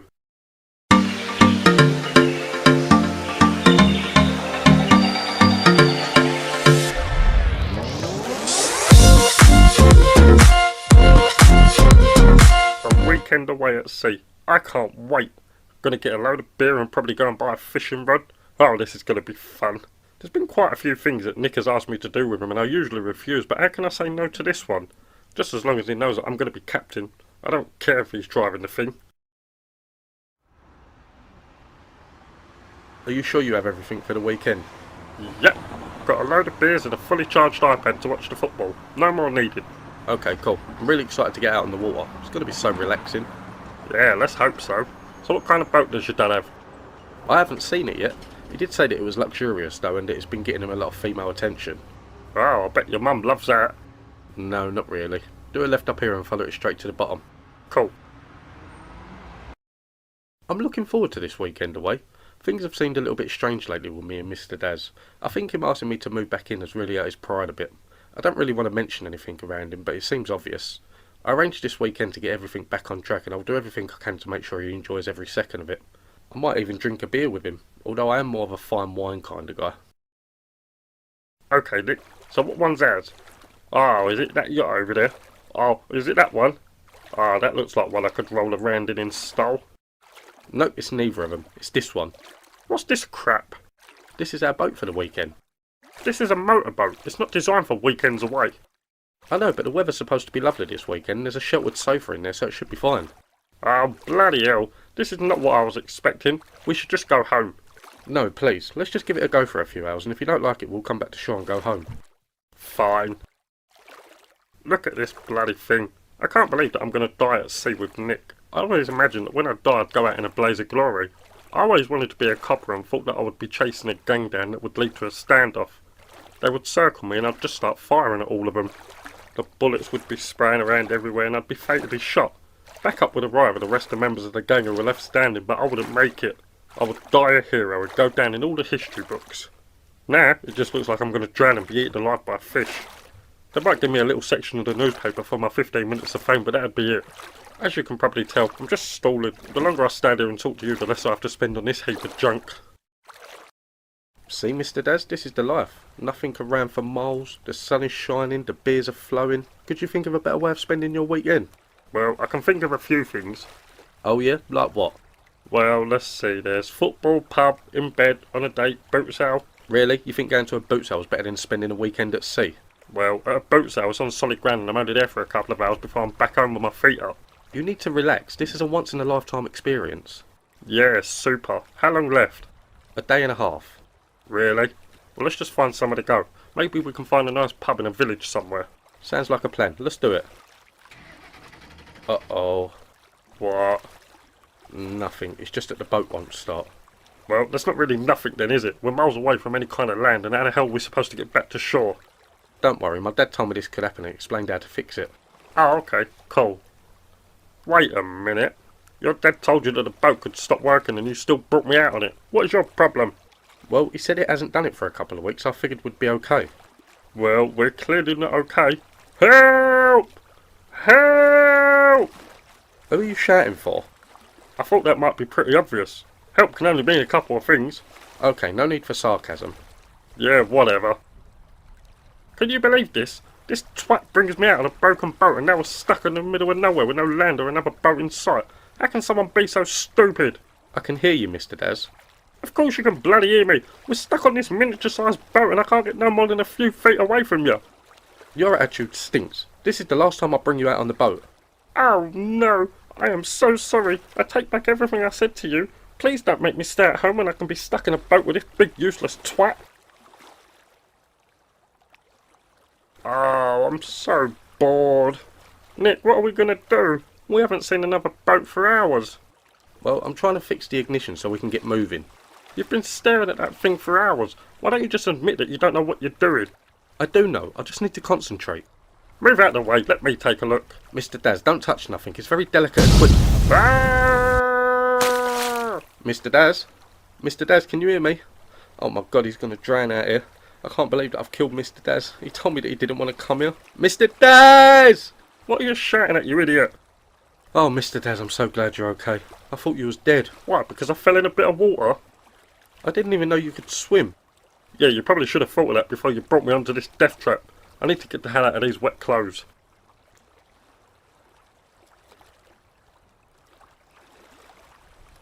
I know we're stuck out here, but it's so relaxing. There's no traffic, no sirens, no drunks shouting their heads off. Well, except you. Yeah, I must admit, it is nice. Life is so hectic. We never take the time to just sit and look up at the stars. I'm just glad we had the right weather for being stranded. Yeah, that is very...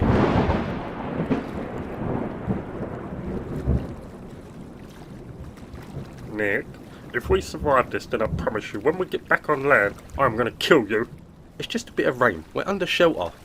That's not the bloody point. Do you know what I had planned for this weekend? Let me guess, you was going to stay in your loungewear and sit and watch football all weekend. Oh, how did you know? Because that's all you ever do. You claim to be this amazing person with this amazing life, but the fact is you're boring. You don't like change, so you do the same thing week in, week out.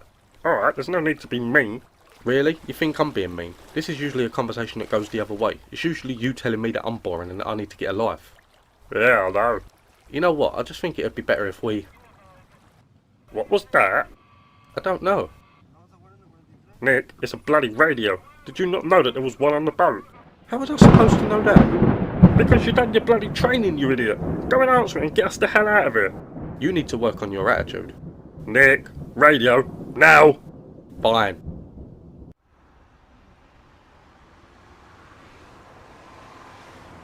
So, the Coast Guard managed to get hold of us when Nick's dad sent out an SOS. I can't believe we spent hours stranded on a boat and the whole time there was a radio on there.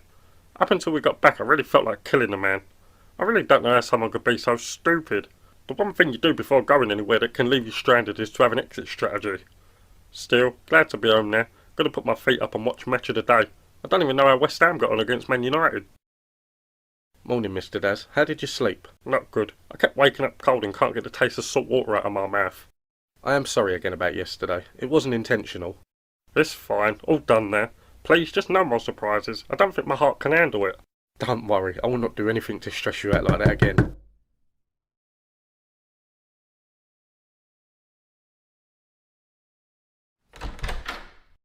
Daddy?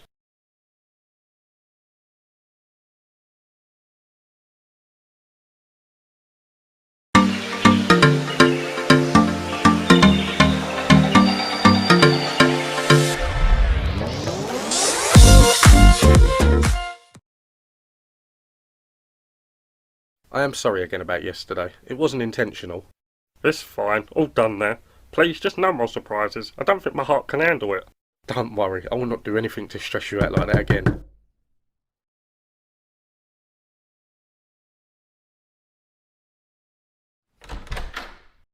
Daddy?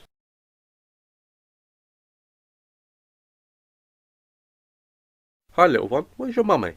She went away. Away where? I don't know. She said this. This is where my daddy lives. I think there's been some kind of mistake. Neither of us have children. Yeah, I know. I think she's your daughter, Mr. Daz. What? Why would you think she's my daughter? Never mind. What's your name? Hi, I'm Zoe. Nice to meet you, Zoe. Do you know where your mummy went?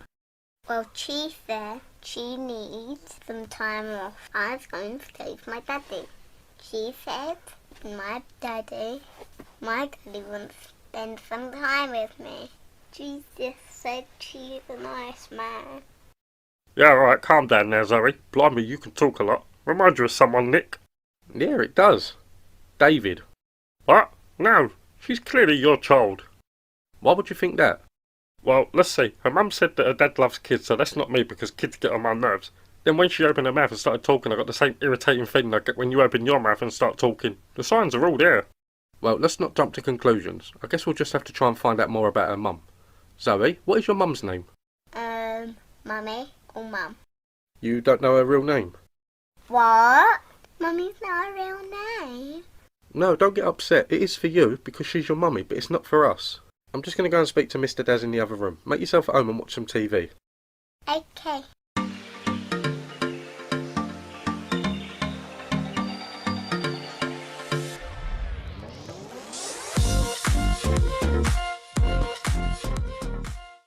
Mr. Daz, what are we going to do? About what? About the toddler sitting on our sofa watching TV? Oh, I don't know. I'm off out soon, so I'll let you figure it out. Why me? She could still be your daughter. Impossible. Why's that? I'm a virgin. Really? So all the stories you've told me about all the women you've dated are all rubbish? Yeah, I've never had a girlfriend before. Okay, well let's just call some of the women that you've claimed to have slept with and we'll see if that's true. Alright, fine, I'm not a virgin, but she can't be mine. I am very careful when it comes to protection. How careful? Well, I wear a condom. You do know that condoms only protect you like 97% of the time. Yeah, good one, Nick. They're not going to sell defective condoms. Stop trying to get out of this. I'm not. Maybe if we find out more about Zoe and her mum we can try and figure this out. Yeah, fine. Hi Zoe, what are you watching? The Jungle Book. Oh, I love this film. Mr. Daz, we're supposed to be interrogating her. Oh, shut up, Nick. It's not Criminal Minds. Yeah, shut up, Nick. Nice one, little girl. My name is Zoe. Yeah, I know. So, Zoe, how old are you? I am 5. Oh, okay. And where do you live? In my mummy's house. I know, but where is that? I don't know. Okay, and what does your mummy look like? She looks like a pretty lady. I bet. What colour hair does she have? She has red hair. Before that, brown hair. And before that, yellow hair. And before that... Yeah, I'll get it. Mr. Daz, this is hopeless. Yeah, I know. Shut up there. I'm trying to watch the movie. You're funny. Thank you, I do try. I can't believe this. There's a little girl in our living room claiming that either me or Mr. Daz is the father. Mr. Daz refuses to believe that she could be his, and I know for a fact that she's not mine. I've only ever had one meaningful relationship, and that ended about 3 years ago, so the dates don't add up because I would have been with Julia at the time. This would be so much easier if we knew who her mother was. I'm bored. Yeah, Nick, we're bored. Well, what do you want me to do about it? Think of something that we can do. How am I supposed to know? I'm not a kid.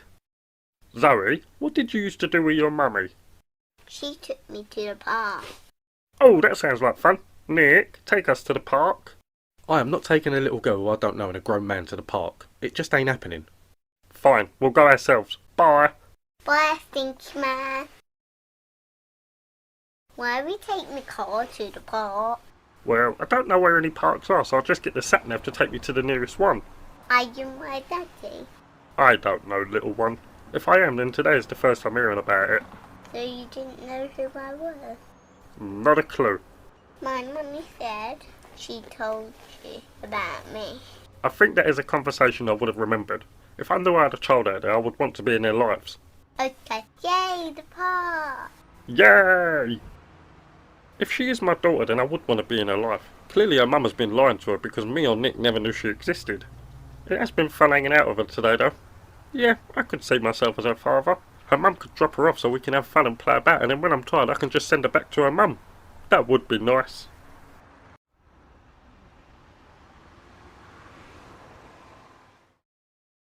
Hi, Mr. Daz. How was the park? Ah, it was tiring. She got me to push her on the swing, the roundabout, the swing again. Then she wanted me to go down the slide with her and on the monkey bars. It's bloody hard work being a dad. Yeah, well, we're no closer to figuring out who the dad is. Would it be the worst thing if you had a daughter? Yes, this is not part of my life plan. Your life plan? Yes, when I have kids I want to be happily married and settled down. I don't want to have a kid that comes to see me now and then. I want to be part of the kid's life. Ah, don't you go on. Listen, we just need to wait until her mother comes back and then we can find out who the father is. That's if she comes back. What do you mean? Well, she might have done a runner. Being a parent might have been too much for her, so she dumped Zoe on us and done a runner. That's true. I guess we need to find somewhere for her to sleep. I guess so. Where is she, by the way? Who? Zoe, the little girl you just took to the park. Uh-oh. Left her in the car, didn't you? Nope. Left her in the park. Are you sure this is okay? Yes, thank you. I'm sorry I left you in the park. It's okay. I have fun. I know, but anything could have happened. I'm tired. Go to sleep, little one. Can you away from me? I'm scared. Of course.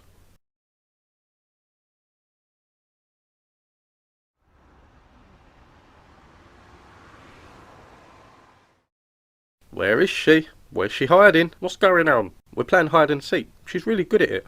Zoe, where are you? She's under the table. Mr. Daz. Well, it ain't my fault you're blind. She doesn't like it when you find her straight away. Well, maybe she needs to find a better hiding place. Morning. I've done your shopping for you, Mr. Daz. Thank you, David. Once you put it all away, you can close the door. We wasn't born in a barn. Okay. Oh, hi, little one. Who are you? Hi, I'm Zoe. That's a pretty name. What are you doing here? One of these are my daddy. Oh, okay. Nick. Mummy! So, turns out Nick is the father. He's still a bit shaken up, so I thought I'd give him some space. Who would have thought it, eh? There's a little Nick running around out there. I just can't get my head around it. I was having a lot of fun with her though. She is so witty and cocky. She kind of reminded me of myself a little bit. When we was at the park yesterday, a teenage boy fell off his skateboard. Zoe quickly ran up to him and asked if he was okay, and when he said he needed help, her response was, "Do I look like a doctor?" And she walked away. Such a little care. Good thing she's not my responsibility. Hi Nick, how you feeling? I still can't get my head around it all. How can I be a dad to a 5-year-old and I've only just found out now? No idea. How do you know her mum? I don't really. She's an old friend of Julia's. We all went out drinking one night and I slept with her. I drank so much that night I don't even remember it. Well, now you'll never forget about it because you have a daughter from the experience. I know, I'm still in shock. Yeah, well, I'm not, so I'm going out to the pub. Yeah, see ya. I still can't get my head around all of this. I'm a dad. I spoke with Zoe's mum before she left and she told me she didn't want me to be part of Zoe's life just yet. She doesn't want to confuse her with all of it, which is understandable. I just don't know how I'm going to cope knowing I've got a child out there who's not going to be able to see me.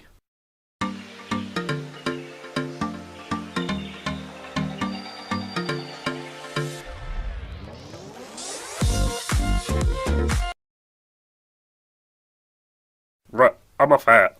Where you going? Dunno yet, just bored, so I'm going to say where my legs take me. But you're not allowed to go out. Oh, sorry, Dad, am I grounded? Tell me what I can and can't do. No, I'm not telling you what to do. He is. Since the pandemic, Why am I going to listen to Donald Trump? No, that's Boris Johnson. Oh, who's he? Seriously, you have no idea who this man is? No, am I supposed to? He's the Prime Minister. He runs the country. Oh, he's the new messenger, is he? What? The Prime Minister is just a glorified messenger. They have no say in what happens in this country. It all comes down to the royals and Parliament votes. Is that what you really think? Yep. Postman Pat, Prime Minister, there's no difference. Well, except that the postman doesn't use all of the taxpayers' money on weightless crap. You really have no idea, do you? Nick, listen, I couldn't give a toss about him or anybody in government, so I'm going out. You can't go out. We're on a national lockdown because of COVID. Again? We done a 6-month lockdown last year. I'm not doing this again. Not a choice, I'm afraid. The new Brazilian variant has been found in London, so law enforcement are tightening patrols in the area. Well, that's just bloody great. Stuck inside with you for God knows how long. Well, that's charming. It could be worse. How? Tell me how being stuck at home with you could be worse. Well, you could be stuck at home alone or with people you don't like. I'm stuck with you, so I'd rather be alone.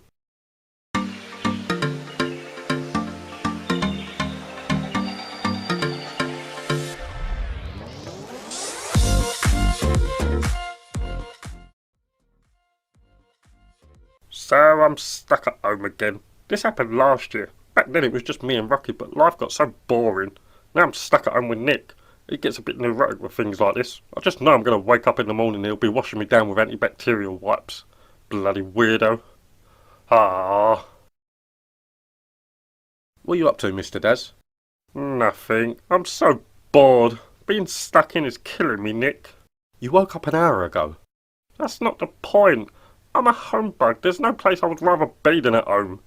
So what are you whining about? I don't like being told that I have to stay at home. As soon as you said we're in a lockdown, all I could think about was getting out of this apartment.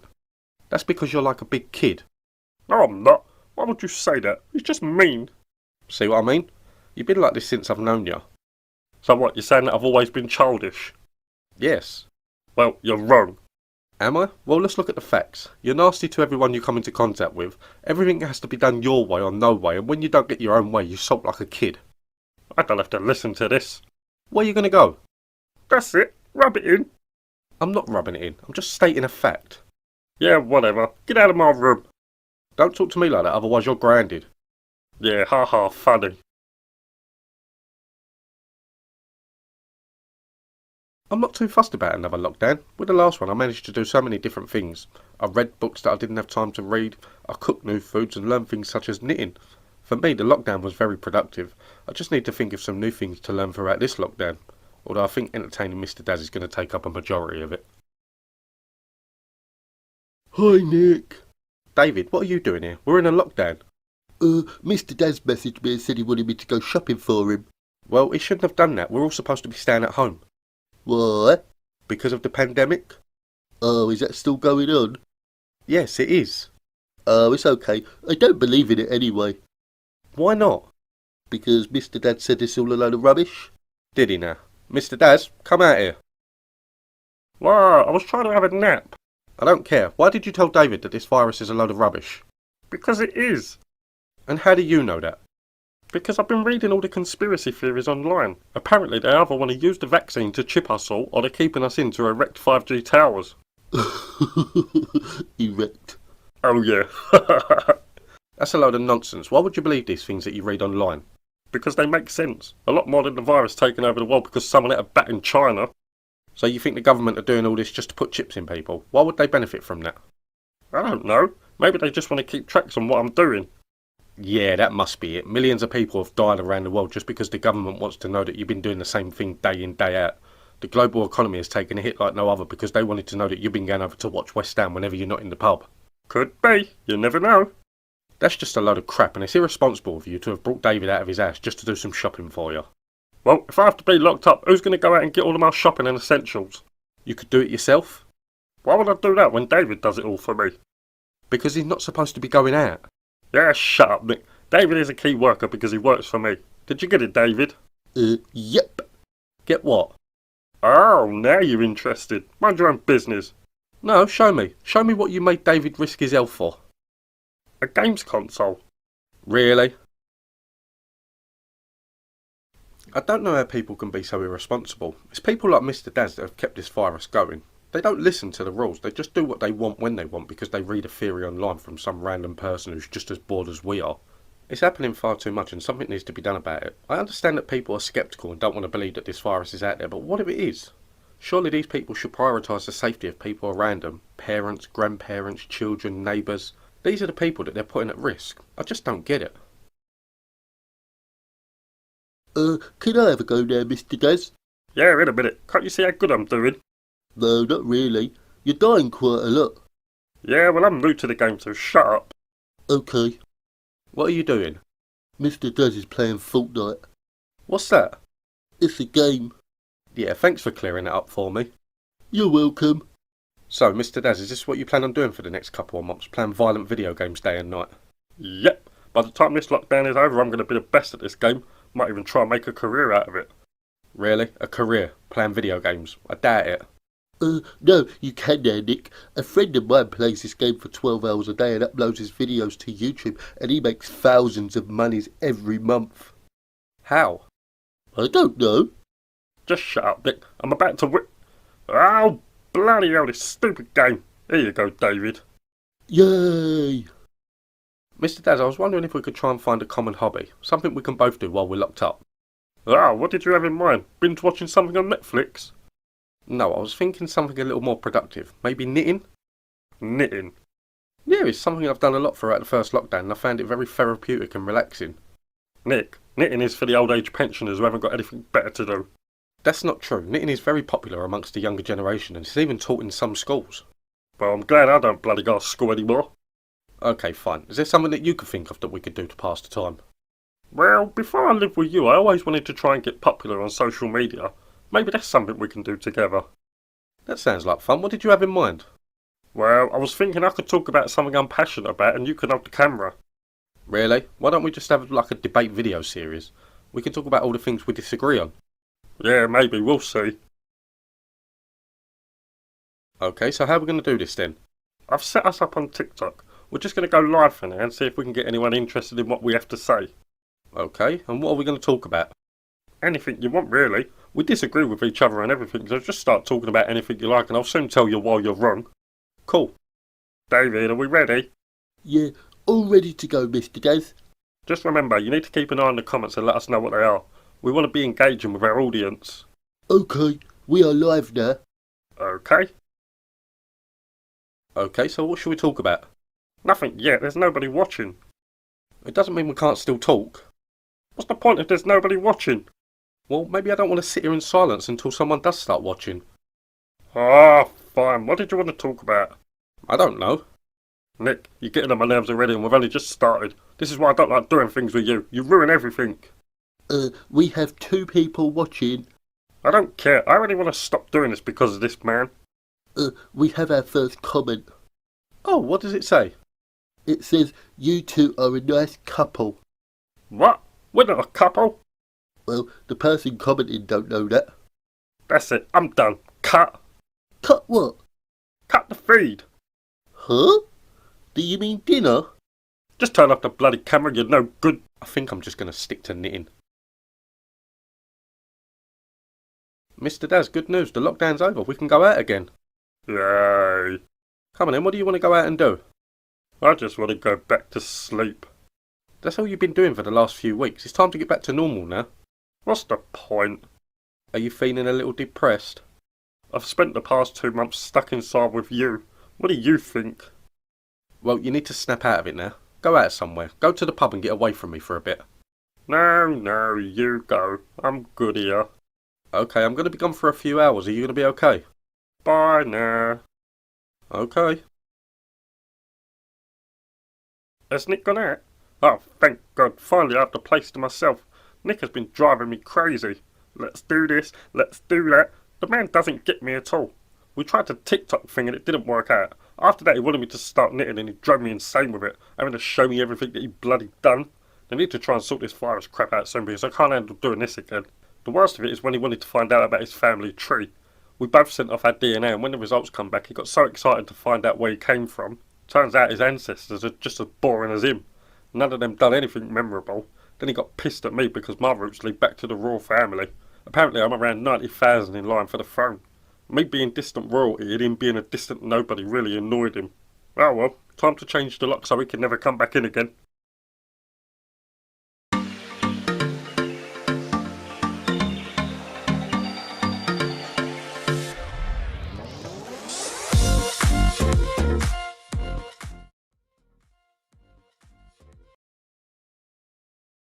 Now, remember Nick, this is a very important meeting. You don't have to tell me that, Mr. Daz. I'm fully aware of how important this meeting is. I just don't understand why they wanted to send the both of us. I could have done this alone. You could have done it alone. You realise that I'm your boss, right? Yeah, of course you are. I let you be my boss, Nick. I felt pity on you. Oh, it wasn't for the fact that nobody wanted to work for you and threatened to walk out. Yeah, shut up, we're here now. Right, the meeting's on the 32nd floor. We've got about an hour to spare. You want to go get a coffee? No, let's just get up there. I'd rather be early than late. Eager. I like it. Yeah, whatever.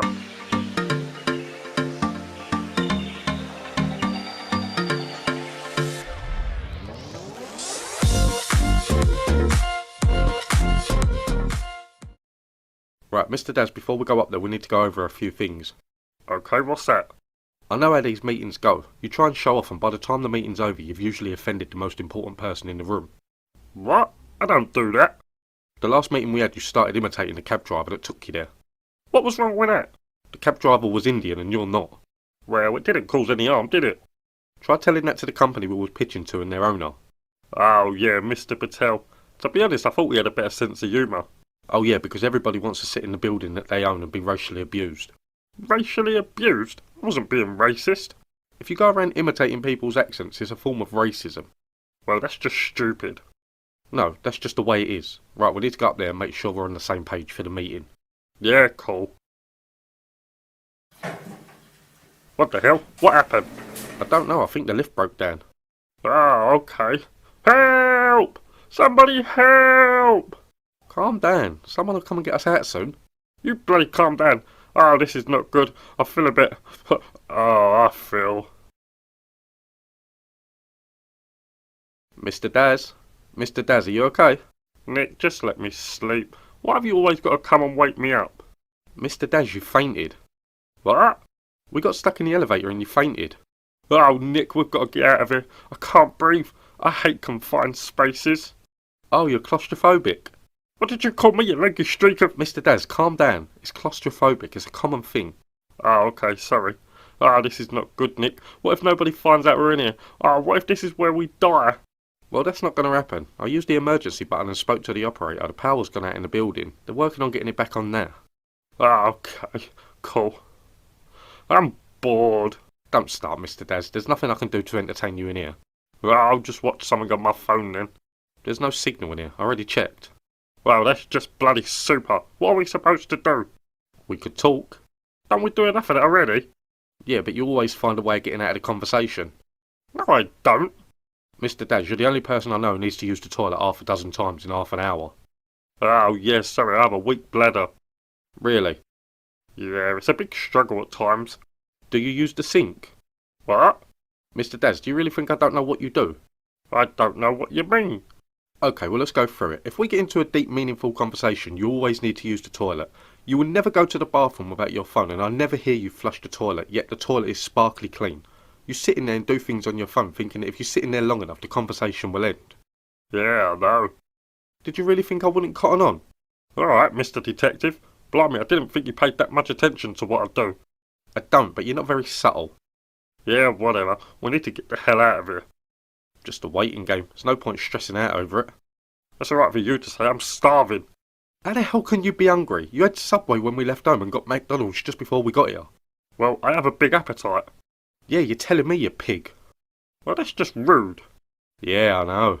Let's talk. We have nothing to talk about. There's always something to talk about. We just need to find the right subject. Uh-huh. Relationships? Nope. Career goals? Nope. Family? Definitely not. Money? Nope.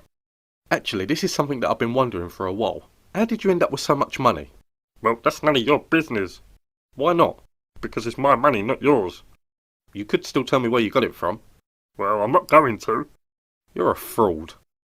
What? You claim to be this super intelligent person with a mind for business and money making, yet you're not willing to share your story. That makes you a fraud. Just because I don't want to tell you how I earn my money does not make me a fraud. Was it inheritance? Yeah, my broke-ass family left me money. Okay, was it an injury claim? What? I don't know, you seem like the sort of person who would have an accident and blame everyone else and get compensated. How dare you? I have never done that. Although it's not a bad idea. Okay, is it through business? Nick, would you just drop it, please? No, I want to know.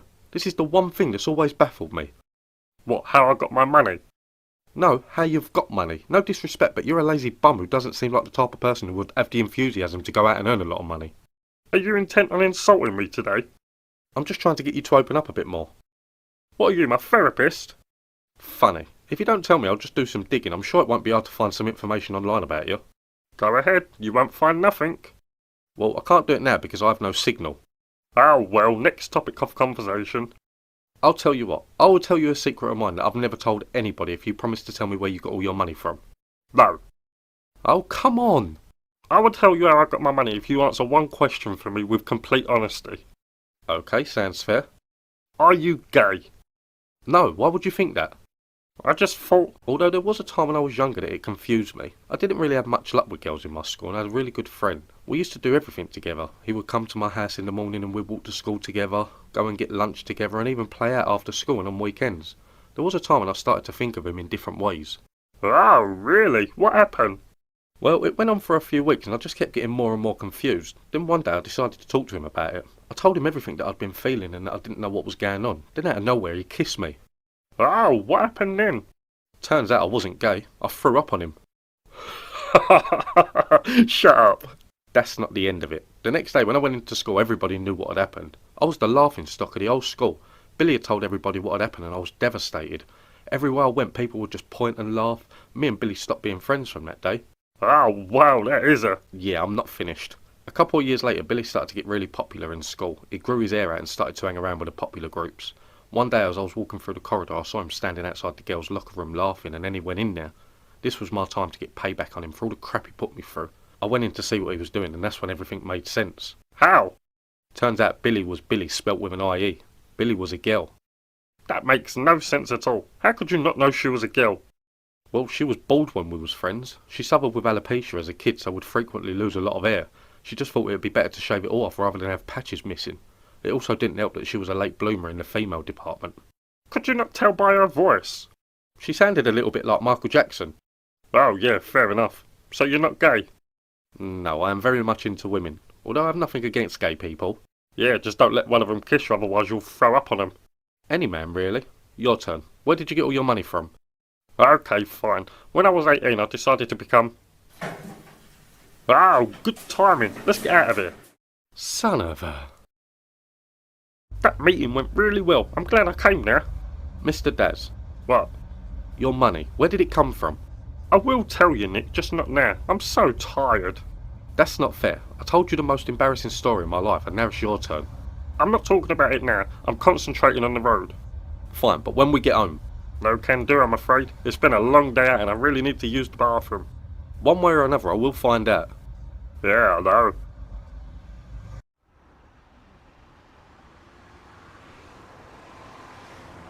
Mr. Daz, What? I figured it out. What? Where you got your money from? Yeah, I doubt that. Want to sit and watch songs from the 90s? Oh, crap. You were a singer. Oh, yes, for a little bit. A pop star. Yes, you're happy now. Now you know. Oh no, I know nothing. How did you become a pop star? I was at a concert and I got noticed while I was singing along to some songs. Really? What concert? Oh, I can't remember. Mr. Daz, you can either tell me or I can watch the VH1 special on your life. Fine. It was at a Spice Girls concert. Was it really? Yeah, shut up now. You got what you wanted. Oh no, I need to watch this. No, you don't. How do you still earn money from this? Well, I invested a lot of the money that I earned back then in different companies, and I still get royalty checks come through the post quite a lot. Apparently, I'm still very popular in Asia. Are you really? Can you take this seriously? Sure. So what companies did you invest in? Just a few startups, but the main two were Google and Amazon. Really? Yep. How much did you earn from them? Mind your own business. Let's just say I invested in Amazon when they looked like a secondary school book club and cashed out when things got fresh. Oh my god. Now you know. Can you leave me alone with it all now? Of course. Thank you for telling me. Now put your feet up, crack open a beer, and let's sit and watch you sing. Oh, God.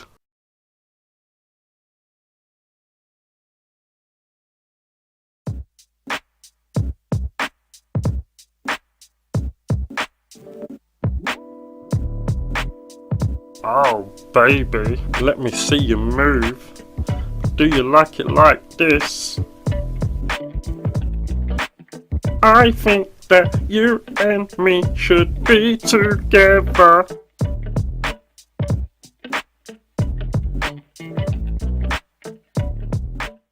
Oh, Nick, I'm so bored. What do you want me to do about it? I don't know. Think of something I can do. What do you think I am, your mum? Oh, whatever. What are you doing? Just having a quiet moment. I like to space out and go into my own little world. That's because you're a bloody nut job. Yeah, if you say so. Just shut up and watch the telly. Fine. Ha.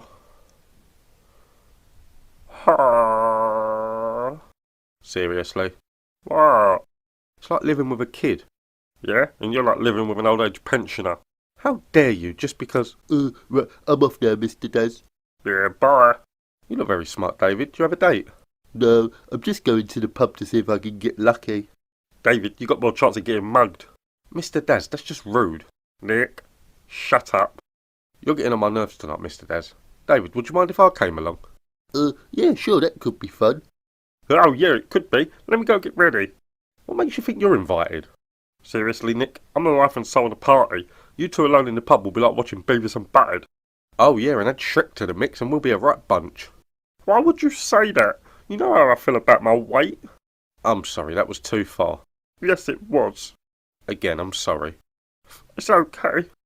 Can we go? I want to get there before it closes. Don't get rude, David. You're still in my apartment, you know. Sorry. Right, Nick, go and get ready and I'll do the same. Yay, party time.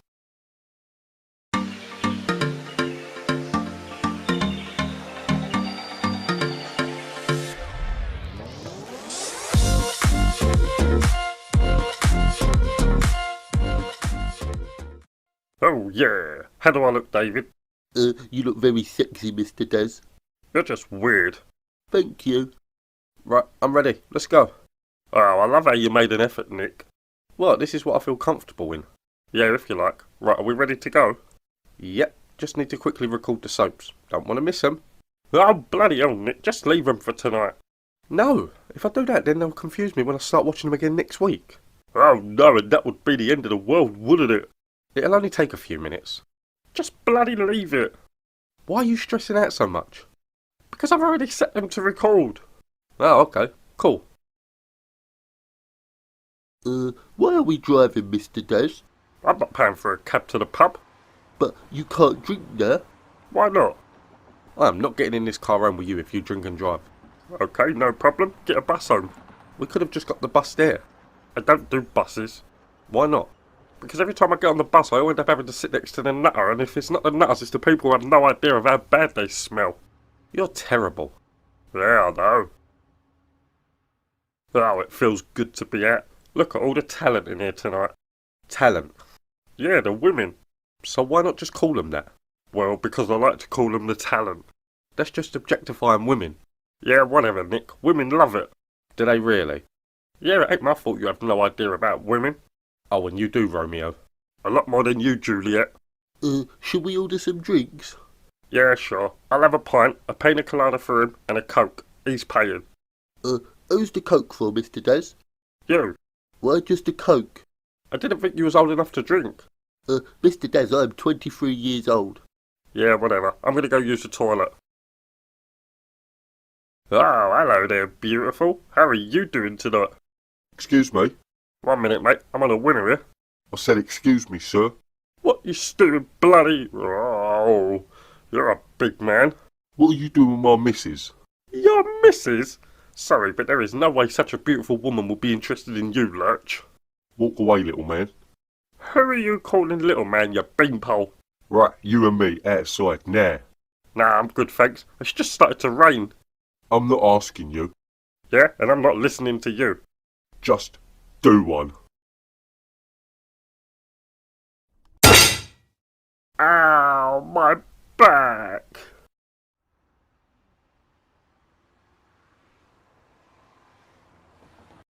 How you feeling, Mr. Des? How do you think I'm bloody feeling? Like you got pushed through a table? I know. What kind of sissy pushes someone through a table? Well, in all fairness, he probably would have had to get on his knees and swing to punch you in the face. Ah, you're so funny, you twat. Watch your mouth. Or what? I'll push you through that table. Ha ha, you're so funny. Oh, I can't let this sit, Nick. I need to go back and fight him. I have an image to uphold. What image? My image is very important, so I have to make it right. You might never see this man again. David said he drinks in that pub every weekend. So you're just going to go down there unprepared? What do you mean? You need to train to fight. Oh, yeah. A true Rocky moment. Yeah, if you say so. What's that? It's a new fridge. What do you think it is? I'm training for my fight. Don't you think the punching bag is a bit short? Nick, if you don't shut up, I'm going to use you as a punching bag. Good luck. Go on then, give it a whack. Ow, my wrist. Keep going, Rocky. Shut up. Try using some boxing gloves. Oh yeah, silly me.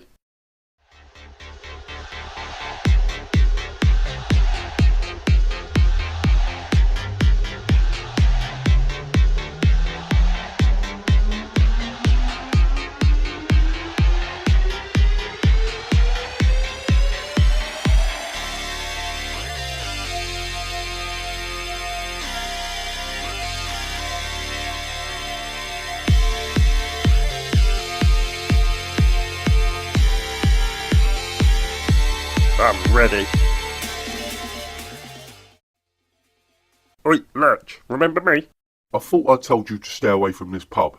Yeah, and I thought I told you I'll be back. When did you say that? When I was laying over there on the floor. No, Mr. Des, you said, ow, my back. Yeah, shut up, David. Okay. Right, are you ready to apologise to me? You've got to be joking. Do I look like I'm joking? Well, you look like a joke. Right, that's it. I've had enough of you, you lanky streak of... Ow, my back. Are you next, dweeb? No, I'm good, thank you. Just as well. Go and pick your girlfriend up off the floor. Excuse me, sir, but there's no need for that. I've done nothing wrong to you. Go away, you little fairy. Wow. Nice one, Nick. You stuck to the plan. Let that be a lesson to you, you Peter Crouch looking... Oh! Oh, quick, let's go.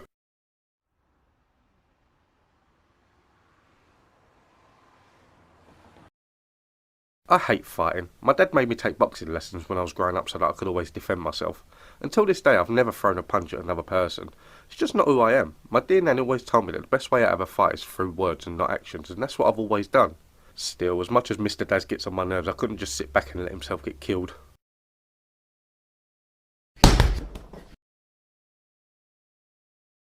Hi, Mr. Daz. Still training? Yeah, I don't ever want to be put through a table again. Makes sense. I didn't know you could throw a punch. Never had to, but trained in boxing when I was growing up. Cool. Think you could teach me? No problem. My coach always told me that when you train, you need to train for the situation you're most likely going to be in. What do you mean? Well, if you want to be a boxer, you need to train in attack and defence, but if you want just to defend yourself, then all you need to do is put yourself in situations where that's possible. Like what? I'll show you. Close your eyes. Okay. You need to anticipate any kind of attack at any given moment when you're learning to defend yourself. Okay. Open your eyes. You wasn't ready. Ow, my nose!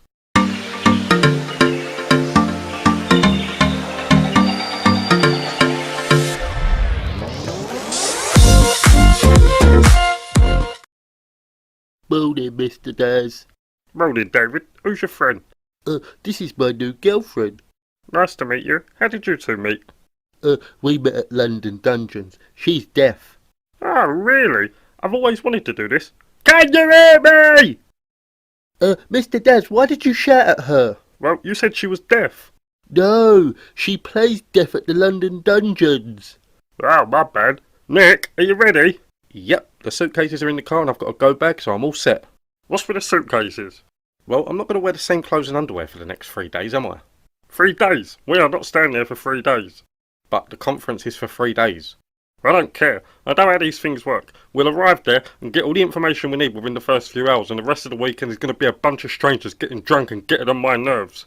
That sounds like fun. For you maybe, but West Ham are playing tomorrow and I'm not missing it, so we're driving there and back today. Mr. Daz, that's a 9-hour drive all round. Fine by me. So you didn't book an hotel? Nope, and I'm not going to. Okay, that's fine. Let's just get going before the traffic starts to build up. Fine by me. Right, David, you can spend the day here with your girlfriend, but do not go into my room unless you have to. Rocky will need to be taken for a walk and feeding. Okay, Mr. Daz. Have fun. I will. You better not. Okay.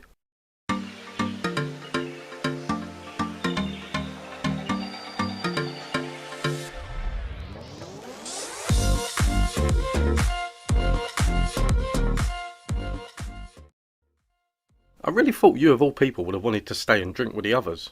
Listen, I love nothing more than having a night out with the lads and getting drunk and acting stupid, but not with these people.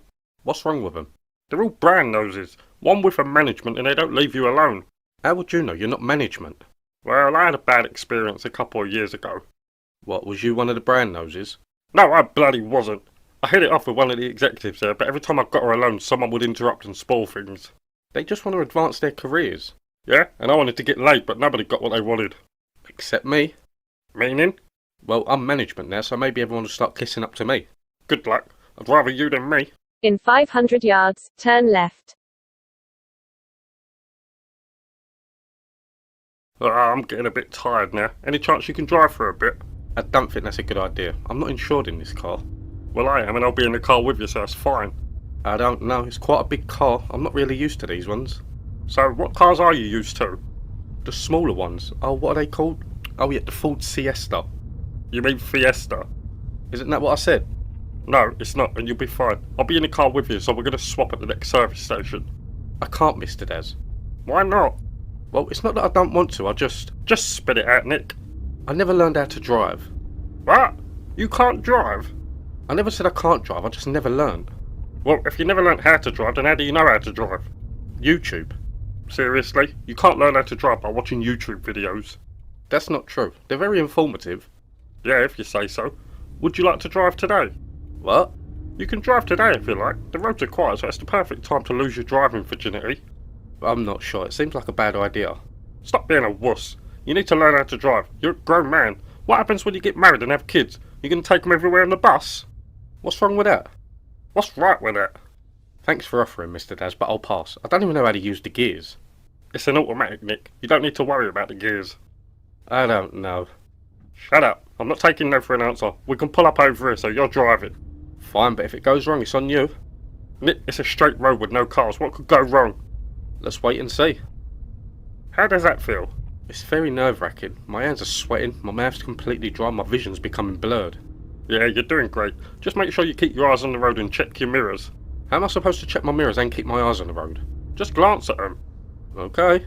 Right, so we're going to try and speed the car up a bit now. Why? Because this motorway's the national speed limit. Oh, what's that? 70 miles per hour. Oh, and what am I doing now? 20 miles per hour. Oh, 20 miles in an hour's good. It is, but on this road I can get a ticket, so it's time to speed it up a bit. Okay, tell me what to do. Just slowly push down on the accelerator until the speed gauge hits 60 miles per hour. Okay, let me just... Hit the brakes! What one's that? You have a bloody pedal! Oh, let me... Put your hands back on the bloody wheel! Alright! Eyes on the road! Stop shouting at me! Then bloody stop driving! Hit the brakes! Fine! Oh, what a rush. Are you sure you're okay, Mr. Des? Yeah, You don't sound fine. That might be because you just done 110 miles per hour with no control of the car. That was pretty fast. That was too bloody fast. And there was me thinking you was fearless. Get in the car before I run you over with it. Fine, how long are you going to be? Just waiting for the rest of the breakfast to come up and we'll get going. Cool. You sure you're okay? Yes, I'm fine. We're going to be there in a few minutes, so it's all good. Why didn't we just take the train? There's a station right there. Because I don't do public transport unless I have to. Snob. Twat. Let's just get in there and mingle. Yeah, you can. I'm going to have a nap in the car until you're ready to go back home. What? You're supposed to be here to help me. Oh, you mean set up the booth, write down people's names and offer them tea and coffee? Yeah. Nick, you're an idiot. Do you really think I would have done all that for you? I am not your slave. No, but I am your boss and it's the reason I offered to bring you along. Bring me along? I'm driving you, remember? I know, but I really need some help today. Should have brought Josh then. Right, I'm going to park over there. You can walk to the conference centre. Why walk? Because there's too much traffic, so it's bloody loud. At least here I can get a peaceful nap. I am not happy about this. Well, toodles. You're not going to get paid for today, you know. Don't threaten me with money, Nick. I'm sorry. Wimp. Mr. Daz, have you been sleeping all day? What's the time? 6 o'clock. Oh, then, yeah. I can't believe you. Are we ready to go home? No, not yet. I met a few people in there who want to take me for dinner. Oh, the brown noses. No, they're just very nice people who are being friendly. Oh, okay. Did they help you set up the booth? Yeah? Did they take names and get tea and coffee? Yeah? Was they always around no matter what you was doing? Yeah, they even waited for me outside the gents earlier. Because they are brown noses, Nick. They are going to take you out to dinner, wine and dine you and be at your beck and call until you give them what they want. What's that? A promotion. But I don't have that authority. Yeah? Well, they don't know that. Mr. Days, you're just jealous because I'm getting all the attention. I'll prove it to you. I'm going to call Johnny now and tell him I'm available for dinner, but I can't promote him. Yeah, you do that. Hey Johnny, it's Nick. How you doing? Yeah, sounds like fun. He didn't. What a div. Yeah, soon. Just bear in mind that I'm not able to give anybody a promotion. My office is full and we're not hiring at the moment. Hello? Hello, Johnny? Okay, let's go home. Thank God.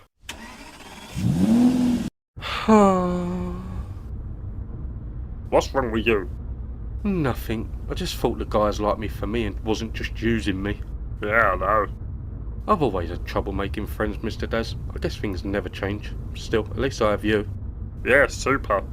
Well, that's very supportive of you. Thank you very much. For once, could you just be a bit sympathetic and compassionate about somebody other than yourself? Alright, don't get your knickers in a twist. You know what, Mr. Des? You are just a rude and arrogant bastard. Uh-oh. What? I think we're getting a flat tyre. It's on your side. Can you get out and check it? Fine. It seems fine here, but... Mr. Daz. Son of a... Nope, I can't do it. I cannot spend another 4 hours straight in a car with that man. It ain't happening. I'm gonna get home and spend the night relaxing in peace without that tosspot.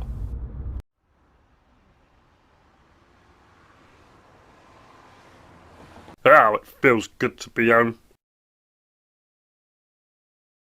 Hi, Mr. Des. Nick, how did you get here so fast? I took the train. I've been back for an hour already. Now we can spend the evening in front of the telly binge watching something. Yeah, that's just bloody great.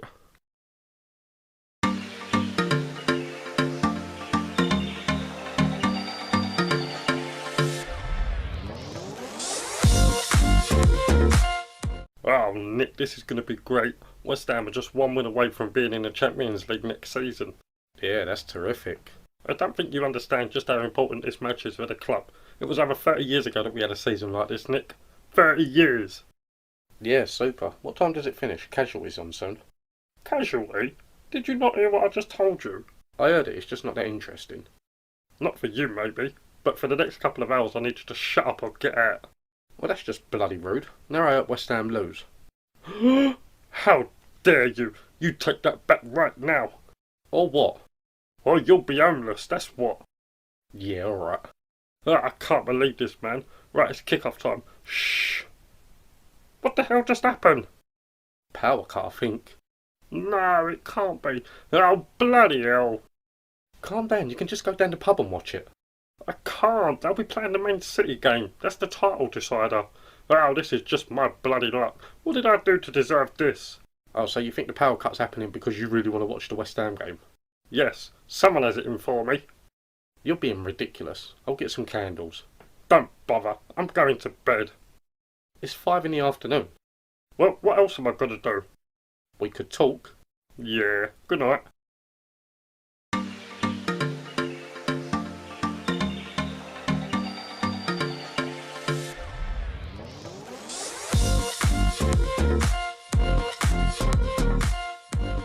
I thought you was going to sleep.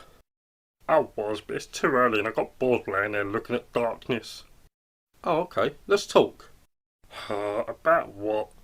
I don't know. What's on your mind? Nick, I'm not having another therapy session with you.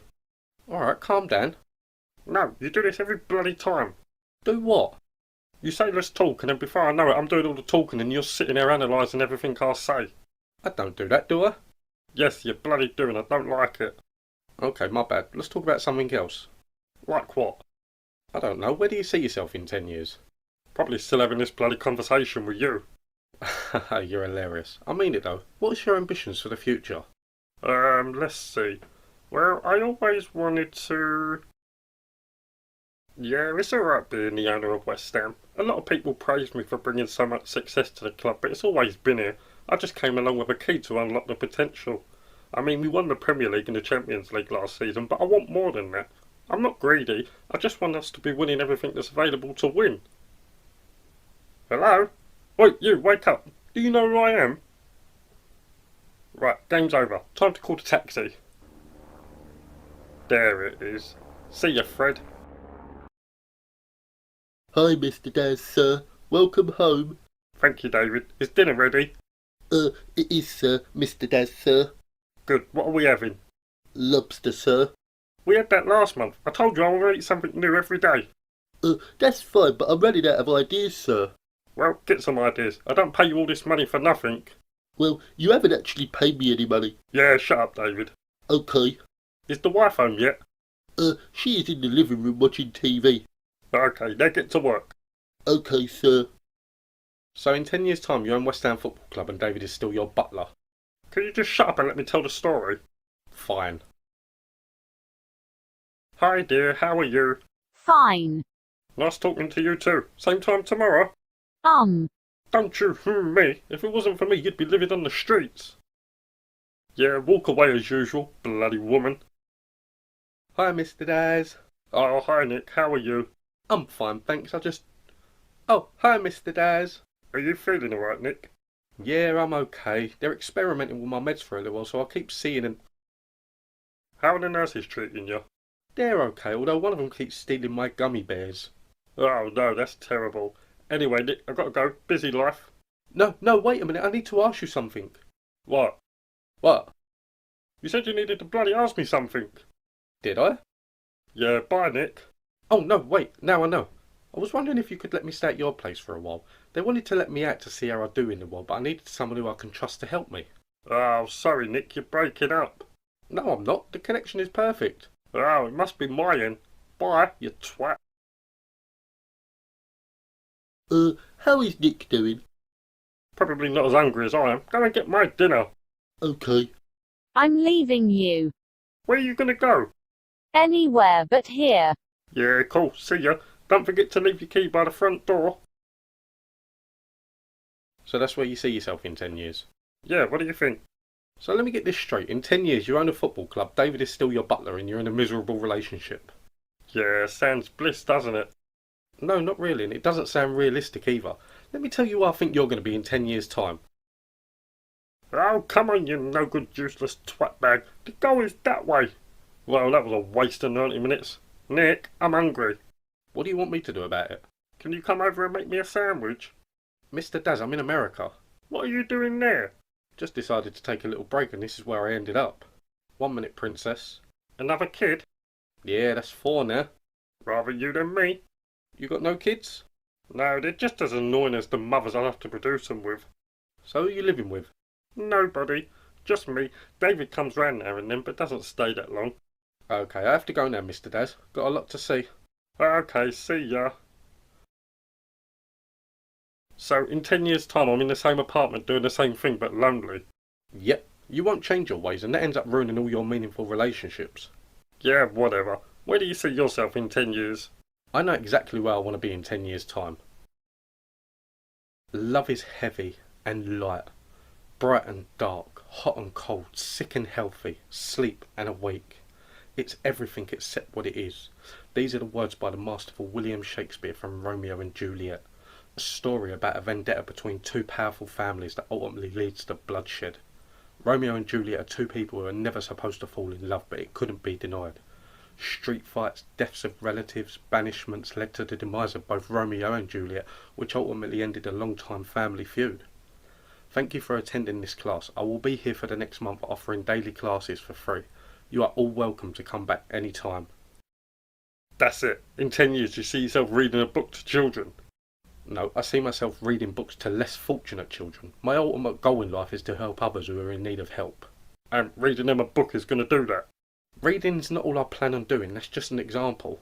Yeah, whatever. Sounds stupid. You would think that. You wouldn't help anyone but yourself. Best way to be. I don't expect anything from others, and others don't expect anything from me. But you have all this money that you could do good with. I do, but that's my money. You could donate some of it to charity. I already do. Really? What charity? Oh, I don't know. Every year I text the Comic Relief number with a £10 donation. I don't get to choose where it goes. Really? Yeah, shut up now. Let me tell you where I think you're going to be in 10 years' time. Why then? I'll brawl in love, I'll love in hate, I'll anything of nothing first create, I'll heavy lightness, serious vanity, mishap and chaos of well-seen forms, feather of lead, bright smoke, cold fire, sick and health, still wake in sleep. This is not what it is, the love I feel, that feel no love in this. Oi, get away from my ass, you bum! Oh, my Juliet. Seriously, in 10 years' time you expect me to be homeless and reciting Shakespeare to a poster in an alley? Well, you can't live here forever. I don't know why I bother with you sometimes. Yay! Shut up now. Football's on. No, I won't shut up. Can we finish our conversation, please? What conversation? We was just passing the time until the footy came back on. You know you're impossible to live with, right? Yeah, I know. I'd give up with you.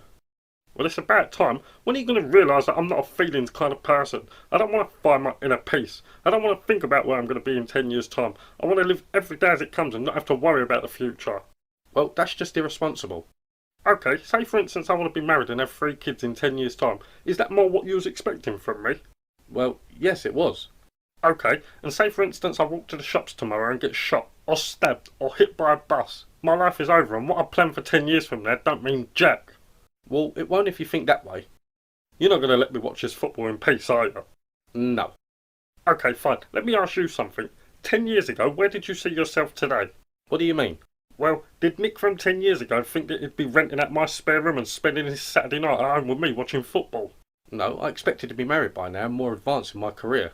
And there's your answer. You can plan your future as much as you like, but you'll be faced with disappointment after disappointment. You need to live every day as it comes and go with the flow. You know what? You're right. Of course I'm right. Now shut up and let me watch the football. Fine. What a twat.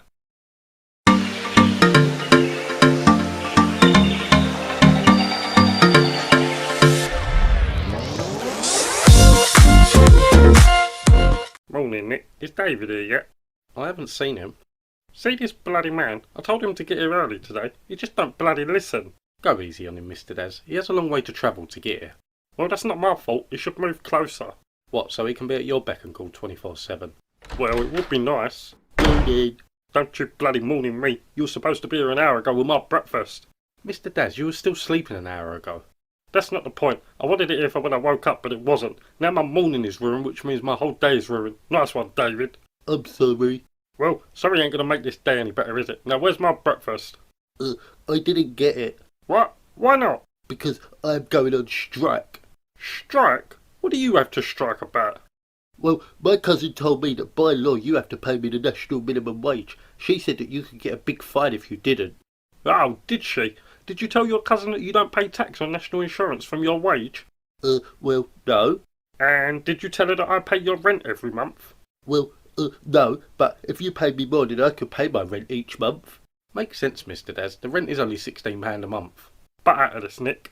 Fine. So, you're not going to be doing any work today? Nope, and I'm not going to be doing any work until I get what I'm entitled to. Is that right? Yep. Alright, see ya. What? If you're not going to work, then there's no reason for you to be here. Go home. Okay.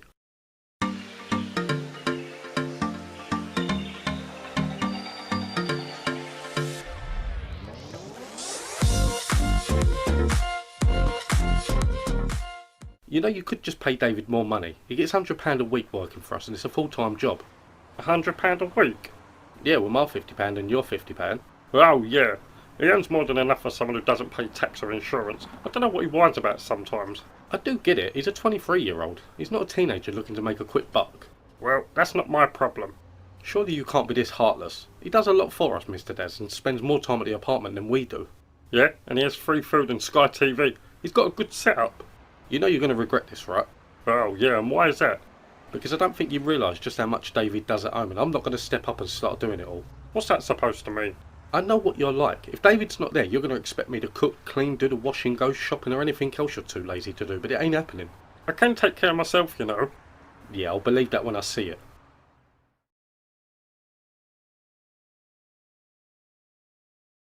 It seems weird coming home from work and not seeing David here. I remember when I first moved in. I didn't want him here at all, and now he's become a big part of my life. David who? Really? I don't know who you're talking about. I don't know a David. Oh, unless you're talking about David Williams. Oh, he's hilarious. I want that one. You're so childish sometimes. Yeah, if you say so. What's for dinner? Whatever you want.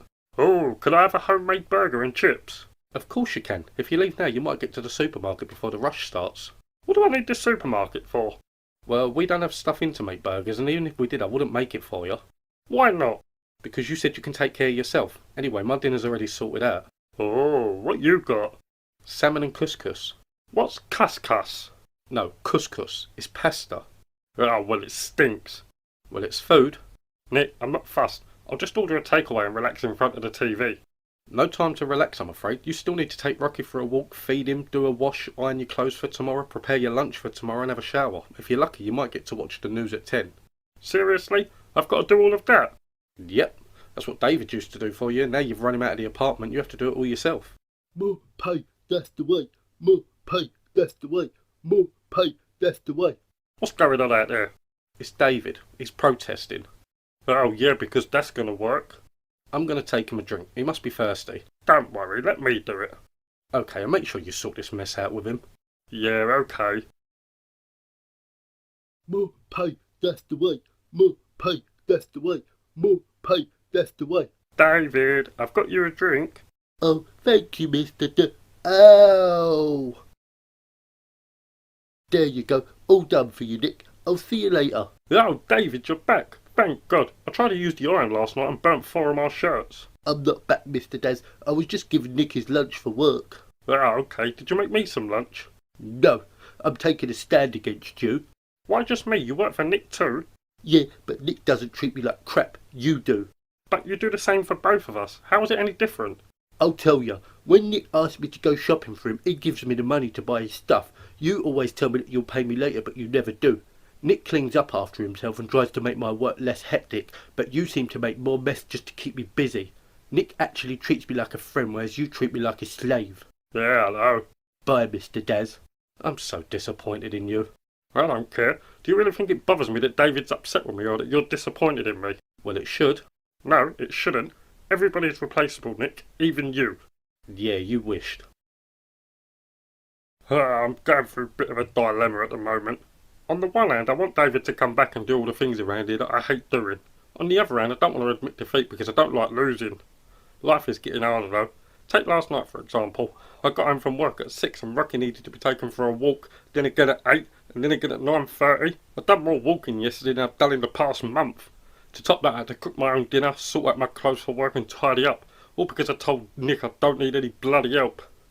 What do I do? Time to watch some news and then get some sleep. Yeah, that's a good idea. I'm knackered. I do a lot for him and he treats me like Seriously? garbage. He doesn't even pay me the national minimum wage. All I want is what's owed to me and to be treated fairly. Oh my, David managed to get his story on the news. Oh, this is not good, Nick. Now people are gonna hate me. I doubt it. People don't even know who he's talking about.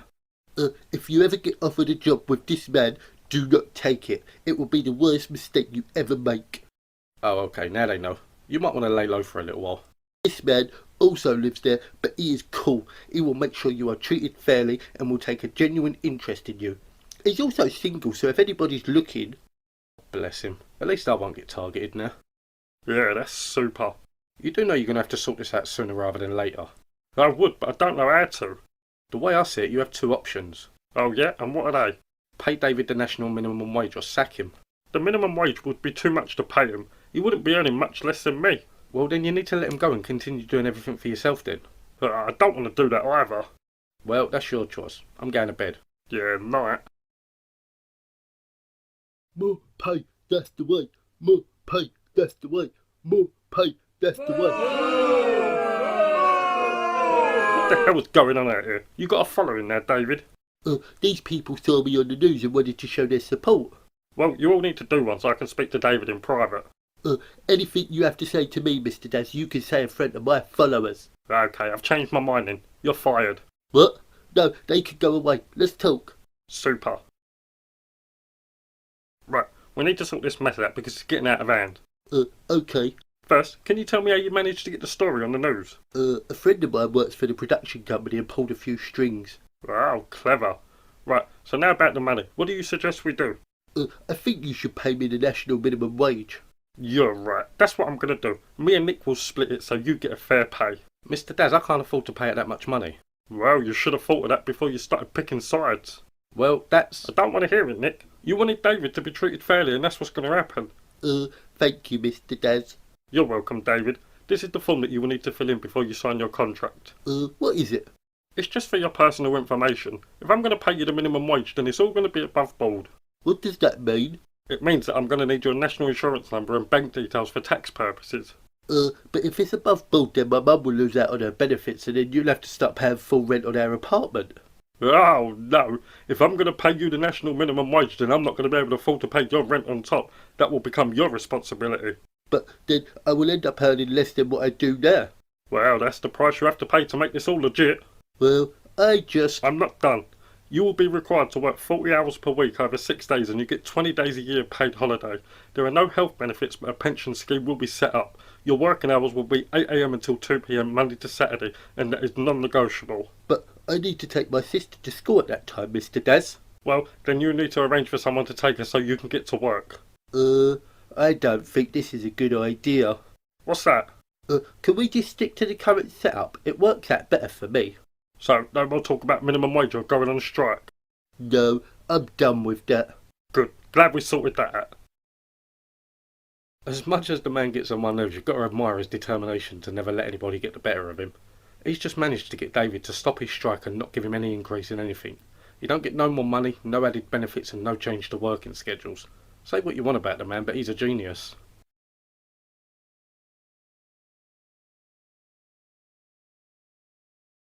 Hi, Mr. Daz. I'm done for the day. Okay, David. See you tomorrow. I'm sorry about the last few days. I didn't mean to cause you any stress. David, listen. If you worked for a company that was mugging you off, then I would support you 100%, but you're not. You chose to work this job because it's tax-free and flexible. It might only be £400 per month, but it benefits you a lot more than a legit job would. I know. I just don't end up with a lot of money at the end of the month, so a little more would have been nice. Oh well, see ya. Bye, Mr. Daz. David. Yeah? I will start paying you £500 per month. Me and Nick will split it, so it should help you out a little bit more. Thank you, Mr. Daz. You're welcome.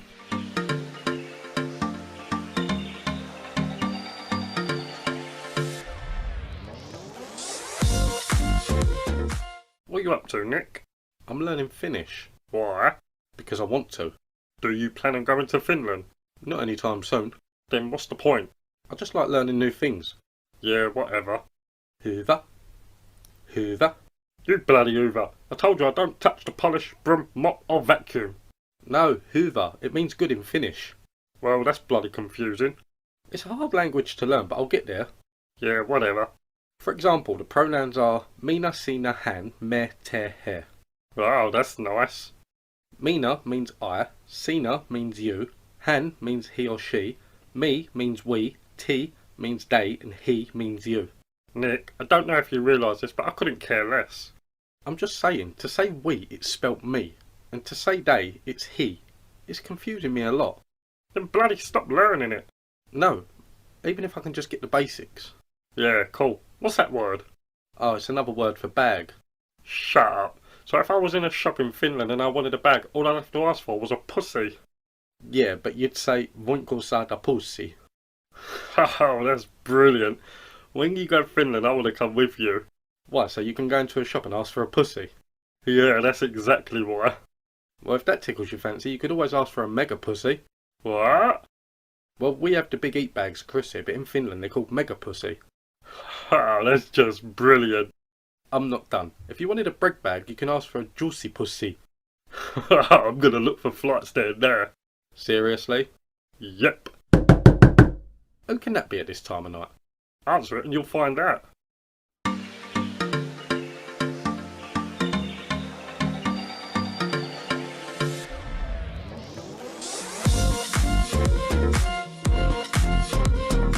Zoe, what are you doing here?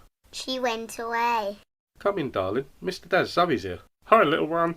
This is not acceptable. What kind of person drops a little girl off somewhere in the middle of the night and just leaves? What if we wasn't in? She would have been left outside this apartment all on her own. Yeah, I know. Well, I'm not standing for it. Can you watch Zoe while I go and see her mum? Yeah, sure. Zoe, would you like to know what bag means in Finnish? Mr. Daz, don't. Fine. I'm tired. Come on, you can sleep in my bed for the night. I'll take the sofa. Can I have a story? If I must. Once upon a time, there was a young girl named Louise. Louise was different from all the other girls. She had magical powers and she was not able to control them.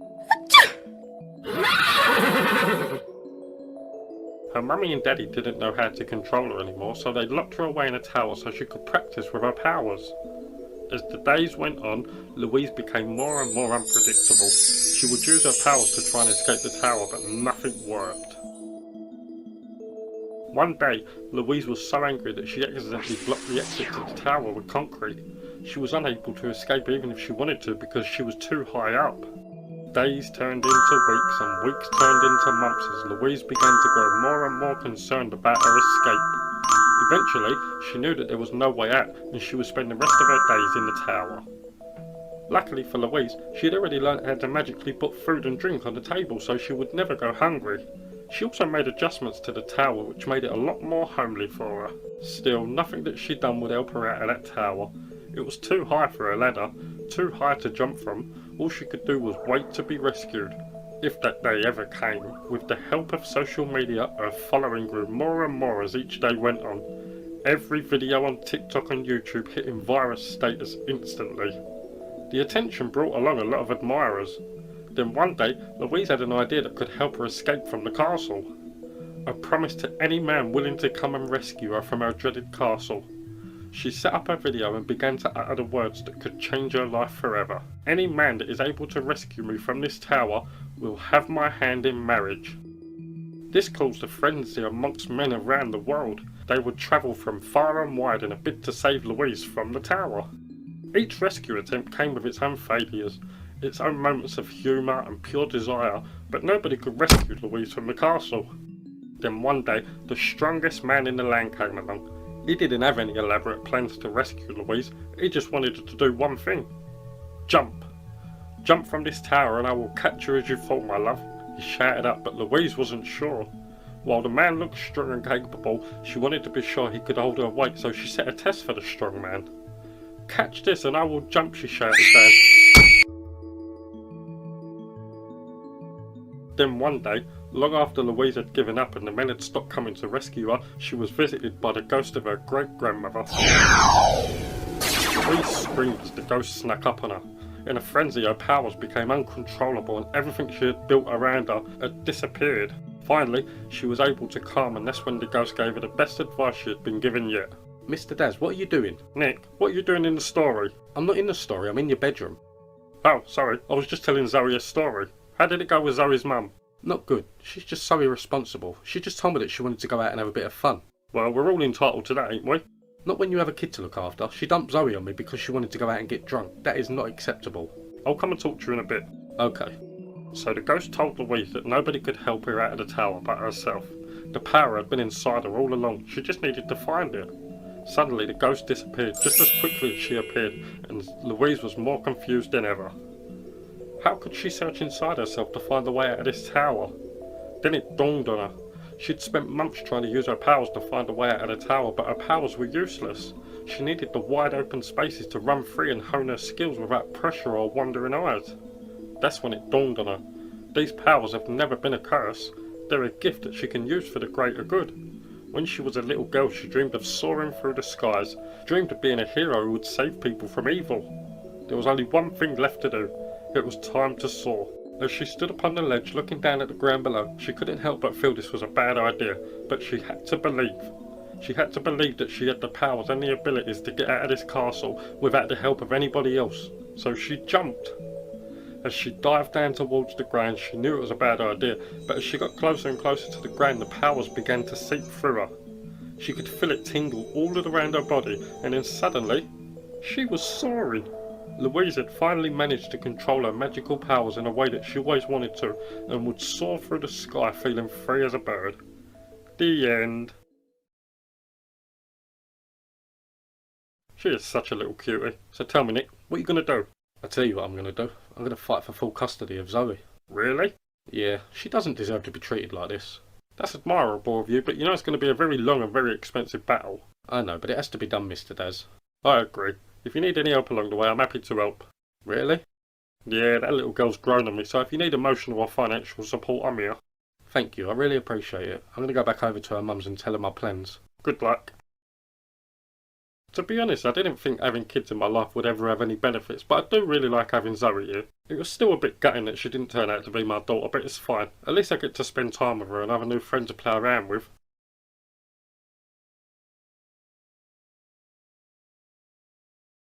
Morning, Mr. Daz. Morning. Did you manage to speak to Zoe's mum? Yeah, I did, and it didn't go as I planned. Why's that? Turns out she's not really my daughter. What? Does that mean she's mine? No, she's not either of ours. So, why did her mum say she was yours? Apparently her dad left when she was a newborn and hasn't been back since. Her mum hasn't really got any family around and she was really starting to struggle with parenthood. What's that got to do with you? Well, in her words, she said that I'm a sad, pathetic man who would believe anything. Sounds about right. Shut up, Mr. Daz. The situation's just crazy. I've spent the past few weeks trying to get my head around the fact that I've got a kid, and when I finally come to terms with it, I'm told she's not mine. I don't know what to think. Well, you got your wish now. You said yourself that you didn't want to have kids until you was married and settled. This is your get out of jail free card. True, but I still don't know what to do. Maybe next time get a DNA test done. Good point. Zoe, your mummy's going to come and pick you up soon. Listen, you're probably not going to be coming back here again. It's a long story, but there's something I want you to know. If there is anything you ever want or need, just tell your mummy to call me, and if your mummy ever needs a break, you can always come here to stay, okay? Okay. Bye, darling. I'm really going to miss that little girl. Even though I always thought she was Nick's daughter, I do feel like I've grown a bond with her. Why does everything good in my life turn to mush?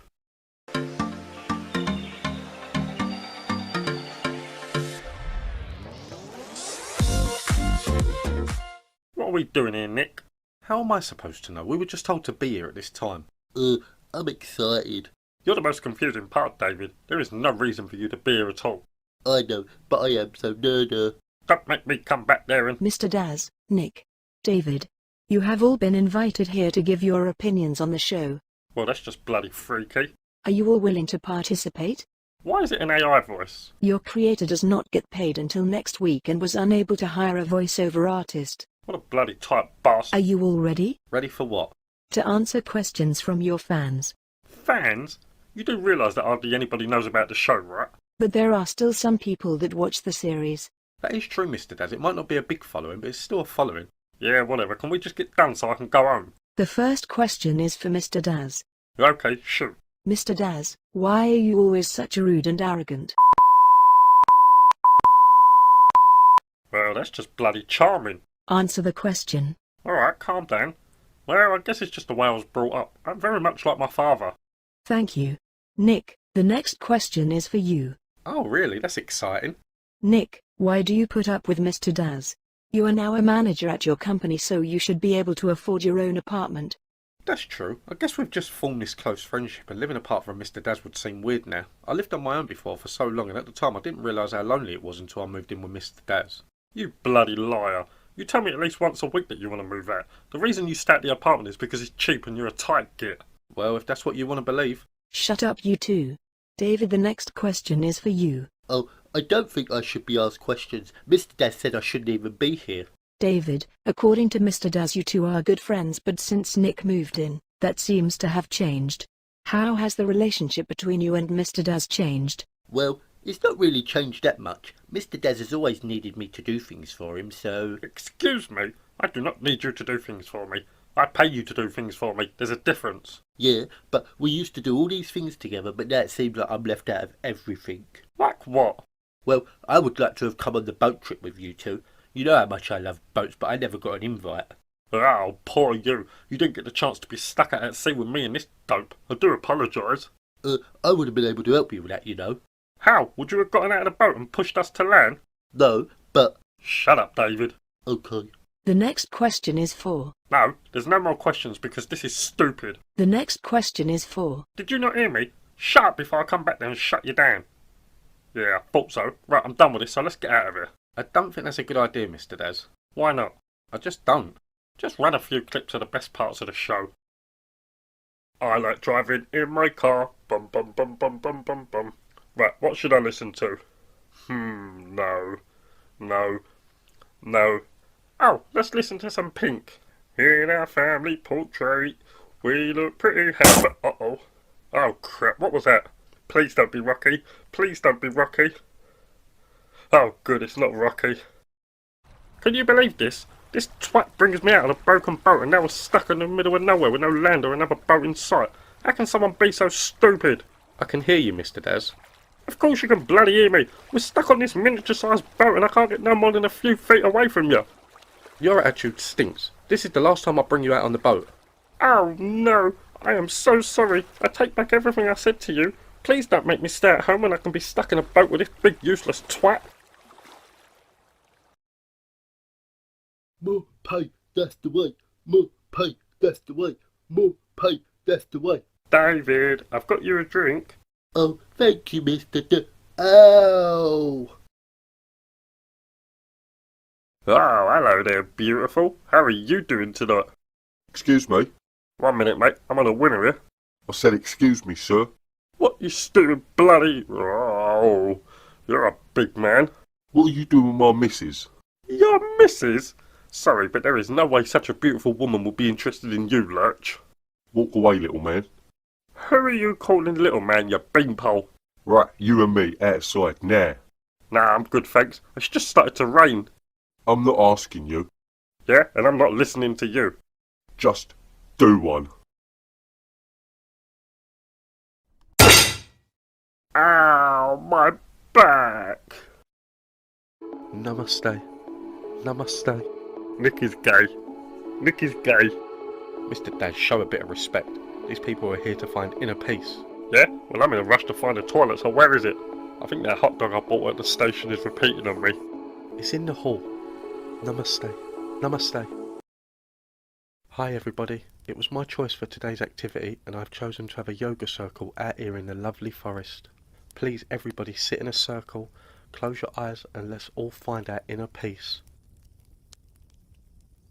Nick? Where's the nearest restaurant? I need food. Shh! Don't you shush me. You know what I'm like if I don't eat. When this is over. Nick? What? How long does this go on for? Only 3 hours. 3 hours? You having a bloody laugh? You want me to sit on this floor for 3 hours to find my inner peace? I don't need my inner peace. You know what I need? A lasagna because I'm bloody hungry. Be quiet, Mr. Daz. Fine.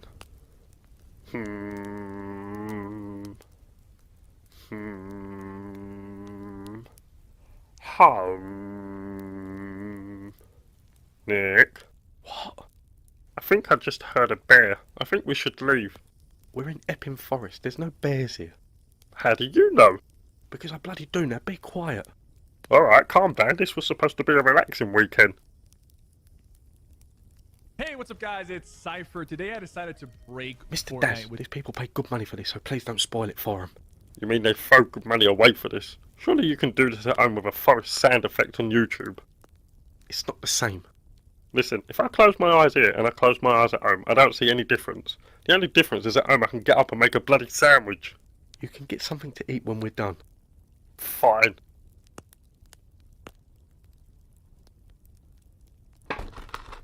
Nick, it's important. What? Look. Chloe, your hair. Your hair is on fire. Your hair is on fire. Right, I think we should cancel this session and try again tomorrow if that's okay with all of you. Oh, I was enjoying that. Go home. What? Why? Because I came here to find inner peace, and in less than 2 hours you've made me want to kill you. Just goes to show that these places are a rip-off. Right, I'm off. See you later, losers. One day, the strongest man in the land came along. He didn't have any elaborate plans to rescue Louise. He just wanted her to do one thing. Jump. Jump from this tower and I will catch you as you fall, my love. He shouted up, but Louise wasn't sure.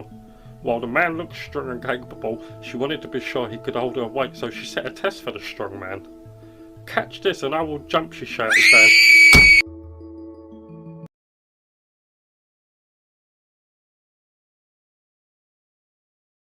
Wow. Oh my god, David, is this your mum? Yeah, this is Mummy. Yes, she is. Come on in, have a seat. Thank you. Can I get you anything? Tea, coffee, wine, engagement ring? Sorry? Oh, nothing. I'll leave you to talk to David. What are you up to, Nick? I'm learning Finnish. Why? Because I want to. Do you plan on going to Finland? Not anytime soon. Then what's the point? I just like learning new things. Yeah, whatever. Hoover. Hoover. You bloody Hoover. I told you I don't touch the polish, broom, mop or vacuum. No, Hoover. It means good in Finnish. Well, that's bloody confusing. Hi dear, how are you? Fine. Nice talking to you too. Same time tomorrow? Don't you me. If it wasn't for me, you'd be living on the streets. Yeah, walk away as usual, bloody woman. Hi, Mr. Daz. Oh, hi Nick, how are you? I'm fine, thanks. Oh, hi, Mr. Daz. Are you feeling alright, Nick? Yeah, I'm okay. They're experimenting with my meds for a little while, so I'll keep seeing them. How are the nurses treating you? They're okay, although one of them keeps stealing my gummy bears. Oh no, that's terrible. Anyway, Nick, I've got to go. Busy life. No, wait a minute. I need to ask you something. What? What? You said you needed to bloody ask me something. Did I? Yeah, bye, Nick. Oh, no, wait. Now I know. I was wondering if you could let me stay at your place for a while. They wanted to let me out to see how I do in the world, but I needed someone who I can trust to help me. Oh, sorry, Nick, you're breaking up. No, I'm not. The connection is perfect. Oh, it must be my end. Bye, you twat. What's wrong with you? Nothing. I just thought the guys liked me for me and wasn't just using me. Yeah, I know. I've always had trouble making friends, Mr. Daz. I guess things never change. Still, at least I have you. Yeah, super. Well, that's very supportive of you. Thank you very much. For once, could you just be a bit sympathetic and compassionate about somebody other than yourself? Alright, don't get your knickers in a twist. You know what, Mr. Daz? You are just a rude and arrogant bastard. Uh-oh. What? I think we're getting a flat tyre. It's on your side. Can you get out and check it? Fine. It seems fine here, but... Mr. Daz. Son of a... Yeah, cool. What's that word? Oh, it's another word for bag. Shut up. So if I was in a shop in Finland and I wanted a bag, all I'd have to ask for was a pussy. Yeah, but you'd say, voinko saada pussy. Oh, that's brilliant. When you go to Finland, I want to come with you. Why, so you can go into a shop and ask for a pussy? Yeah, that's exactly why. Well, if that tickles your fancy, you could always ask for a mega pussy. What? Well, we have the big eat bags, Chris here, but in Finland they're called mega pussy. Oh, that's just brilliant. I'm not done. If you wanted a brick bag, you can ask for a juicy pussy. I'm gonna look for flights there now. Okay, I've just spoken to the doctor and he said that your leg is definitely broken. You're going to need to rest up for about 6 weeks and then start physiotherapy. Oh, well, that's just bloody great, isn't it? How am I supposed to go to work and pay my bills? Don't worry, I will speak to Susan and see if you can work from home. I'm sure she won't mind.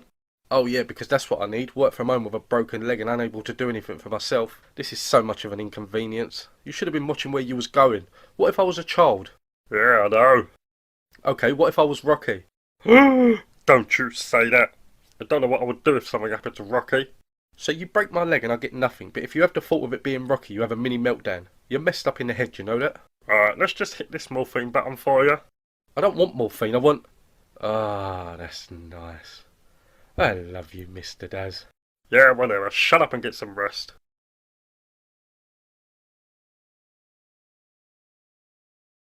Morning, Nick. Nick, I said morning. Fine, don't talk to me then. Bloody rude. Oh, Nick, about the rent increase, I think we should discuss it. Why should we discuss it? Well, because I want you to start paying more rent. Why should I? You didn't even tell me that you own this apartment. I'm sorry, was I supposed to? It would have been nice. Do you know how much stress I've been going through trying to get my finances in order? You have no idea how much I struggle to pay the rent each and every month, and all this time you've been the bloody landlord. Listen, if you lived somewhere else, you'd still have the same struggle. You would still need to get your finances in order and find a way to pay your rent each month. But you could have given me some leeway. On a few occasions I've asked you to pay my side of the rent and I'll pay you back, and you told me that you couldn't afford it. Little did I know the rent was going straight into your bank account for you to waste on your useless crap. Savings. What? It goes into my savings account. I'm using the rent from this place to save for the future. I want to make sure that I don't have to worry about money when I retire. Ah! This is where I followed Nick to. It's a right dump. There is no way he can be happy living here. There was a homeless man using the lift as his own. And his bathroom. And there's a weed factory here somewhere because I already feel like I'm getting high. Hello, who is it? It's me. Open the door. What are you doing here? I followed you to make sure everything was okay. You're stalking me. Don't flatter yourself. I just feel bad about how things turned out and wanted to make sure you was okay. Can I come in? I would rather you didn't. The place isn't finished yet. Nick, as long as it doesn't smell as bad as this hallway, then you've got nothing to worry about. Fine, come on in. I'm bored. Yeah, Nick, we're bored. Well, what do you want me to do about it? Think of something that we can do. How am I supposed to know? I'm not a kid. Zoe, what did you used to do with your mummy? She took me to the park. Oh, that sounds like fun. Nick, take us to the park. I am not taking a little girl who I don't know and a grown man to the park. It just ain't happening. Fine, we'll go ourselves. Bye. Bye, Stinky Man. What the hell? What happened? I don't know, I think the lift broke down. Oh, okay. Help! Somebody help! Calm down. Someone will come and get us out soon. You bloody calm down. Oh, this is not good. I feel a bit... Oh, I feel... Mr. Daz? Mr. Daz, are you okay? Nick, just let me sleep. Why have you always got to come and wake me up? Mr. Daz, you fainted. What? We got stuck in the elevator and you fainted. Oh, Nick, we've got to get out of here. I can't breathe. I hate confined spaces. Oh, you're claustrophobic. What did you call me, you leggy streak of... Mr. Daz, calm down. It's claustrophobic. It's a common thing. Oh, okay, sorry. Ah, this is not good, Nick. What if nobody finds out we're in here? Ah, what if this is where we die? Well, that's not going to happen. I used the emergency button and spoke to the operator. The power's gone out in the building. They're working on getting it back on now. Ah, okay. Cool. Can I have a go now, Mr. Daz? Yeah, in a minute. Can't you see how good I'm doing? No, not really. You're dying quite a lot. Yeah, well, I'm new to the game, so shut up. Okay. What are you doing? Mr. Daz is playing Fortnite. What's that? It's a game. Yeah, thanks for clearing it up for me. You're welcome. So, Mr. Daz, is this what you plan on doing for the next couple of months? Playing violent video games day and night? Yep. By the time this lockdown is over, I'm going to be the best at this game. Might even try and make a career out of it. Really? A career? Playing video games? I doubt it. No, you can now, Nick. A friend of mine plays this game for 12 hours a day and uploads his videos to YouTube, and he makes thousands of monies every month. How? I don't know. Just shut up, Nick. I'm about to whip... Oh, bloody hell, this stupid game. Here you go, David. We would just like to thank everybody who has watched Season 1 of the show, for all of the comments, the likes and the people who have subscribed to the channel. Oh, this is ridiculous. Shut up. Season 2 of Roomies will air next month on the 5th, so we'll all see you then. While you're waiting for Season 2 to start, there is a 3-part series called Superhero in Training that will air this Saturday at 4 p.m. Oh, what's that about? Oh, it looks really interesting. It's about this teenage boy who's a superhero, but he doesn't know he's a superhero. Every time he uses his powers, he blacks out and doesn't remember any of it. Yeah, alright, that's enough. Thank you all for watching the Season 1 and everything else Nick said. I'm off to the pub. See you next month. Peace.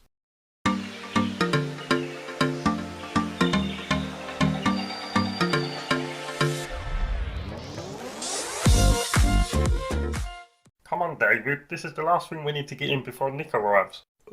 Okay. Can you lift it a bit? It's slipping. Yeah, sure.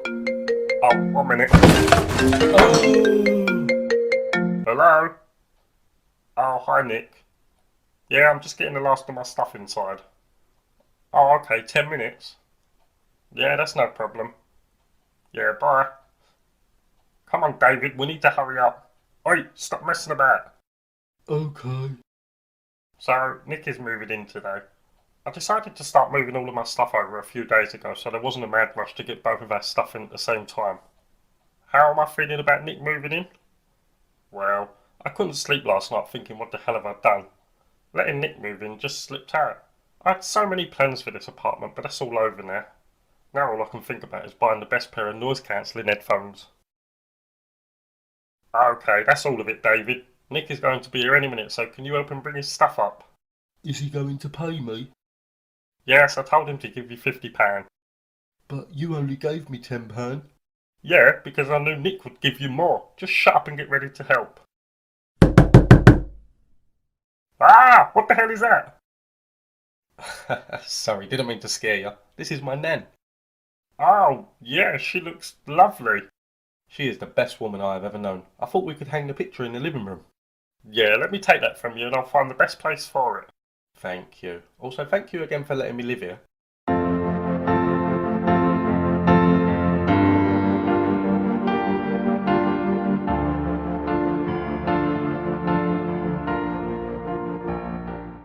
So it begins. Look at this. He wants me to hang this photo of this woman who I have never met over my TV.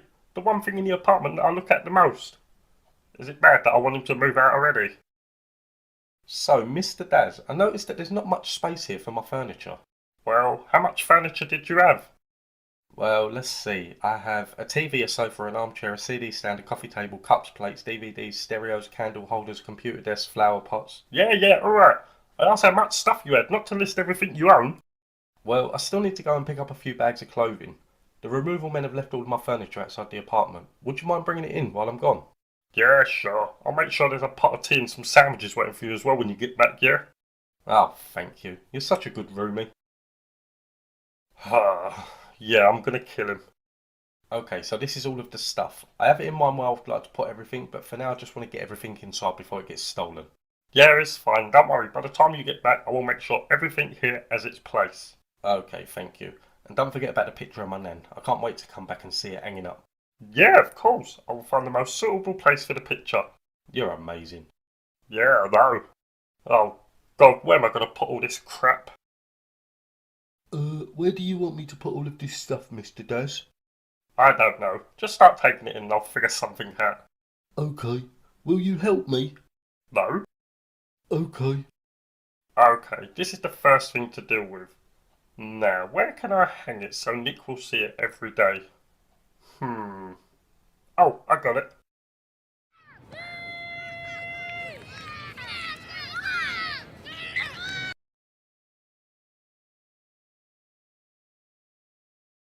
I'm back. Mr. Daz, I don't see any of my stuff in the apartment. Yeah, about that. I had a look at your stuff and it didn't really fit the decor, so I've stored a few bits in your bedroom for now. Okay, but we are going to be using some of my furniture, right? We'll see. Let me give you the tour. Okay, cool.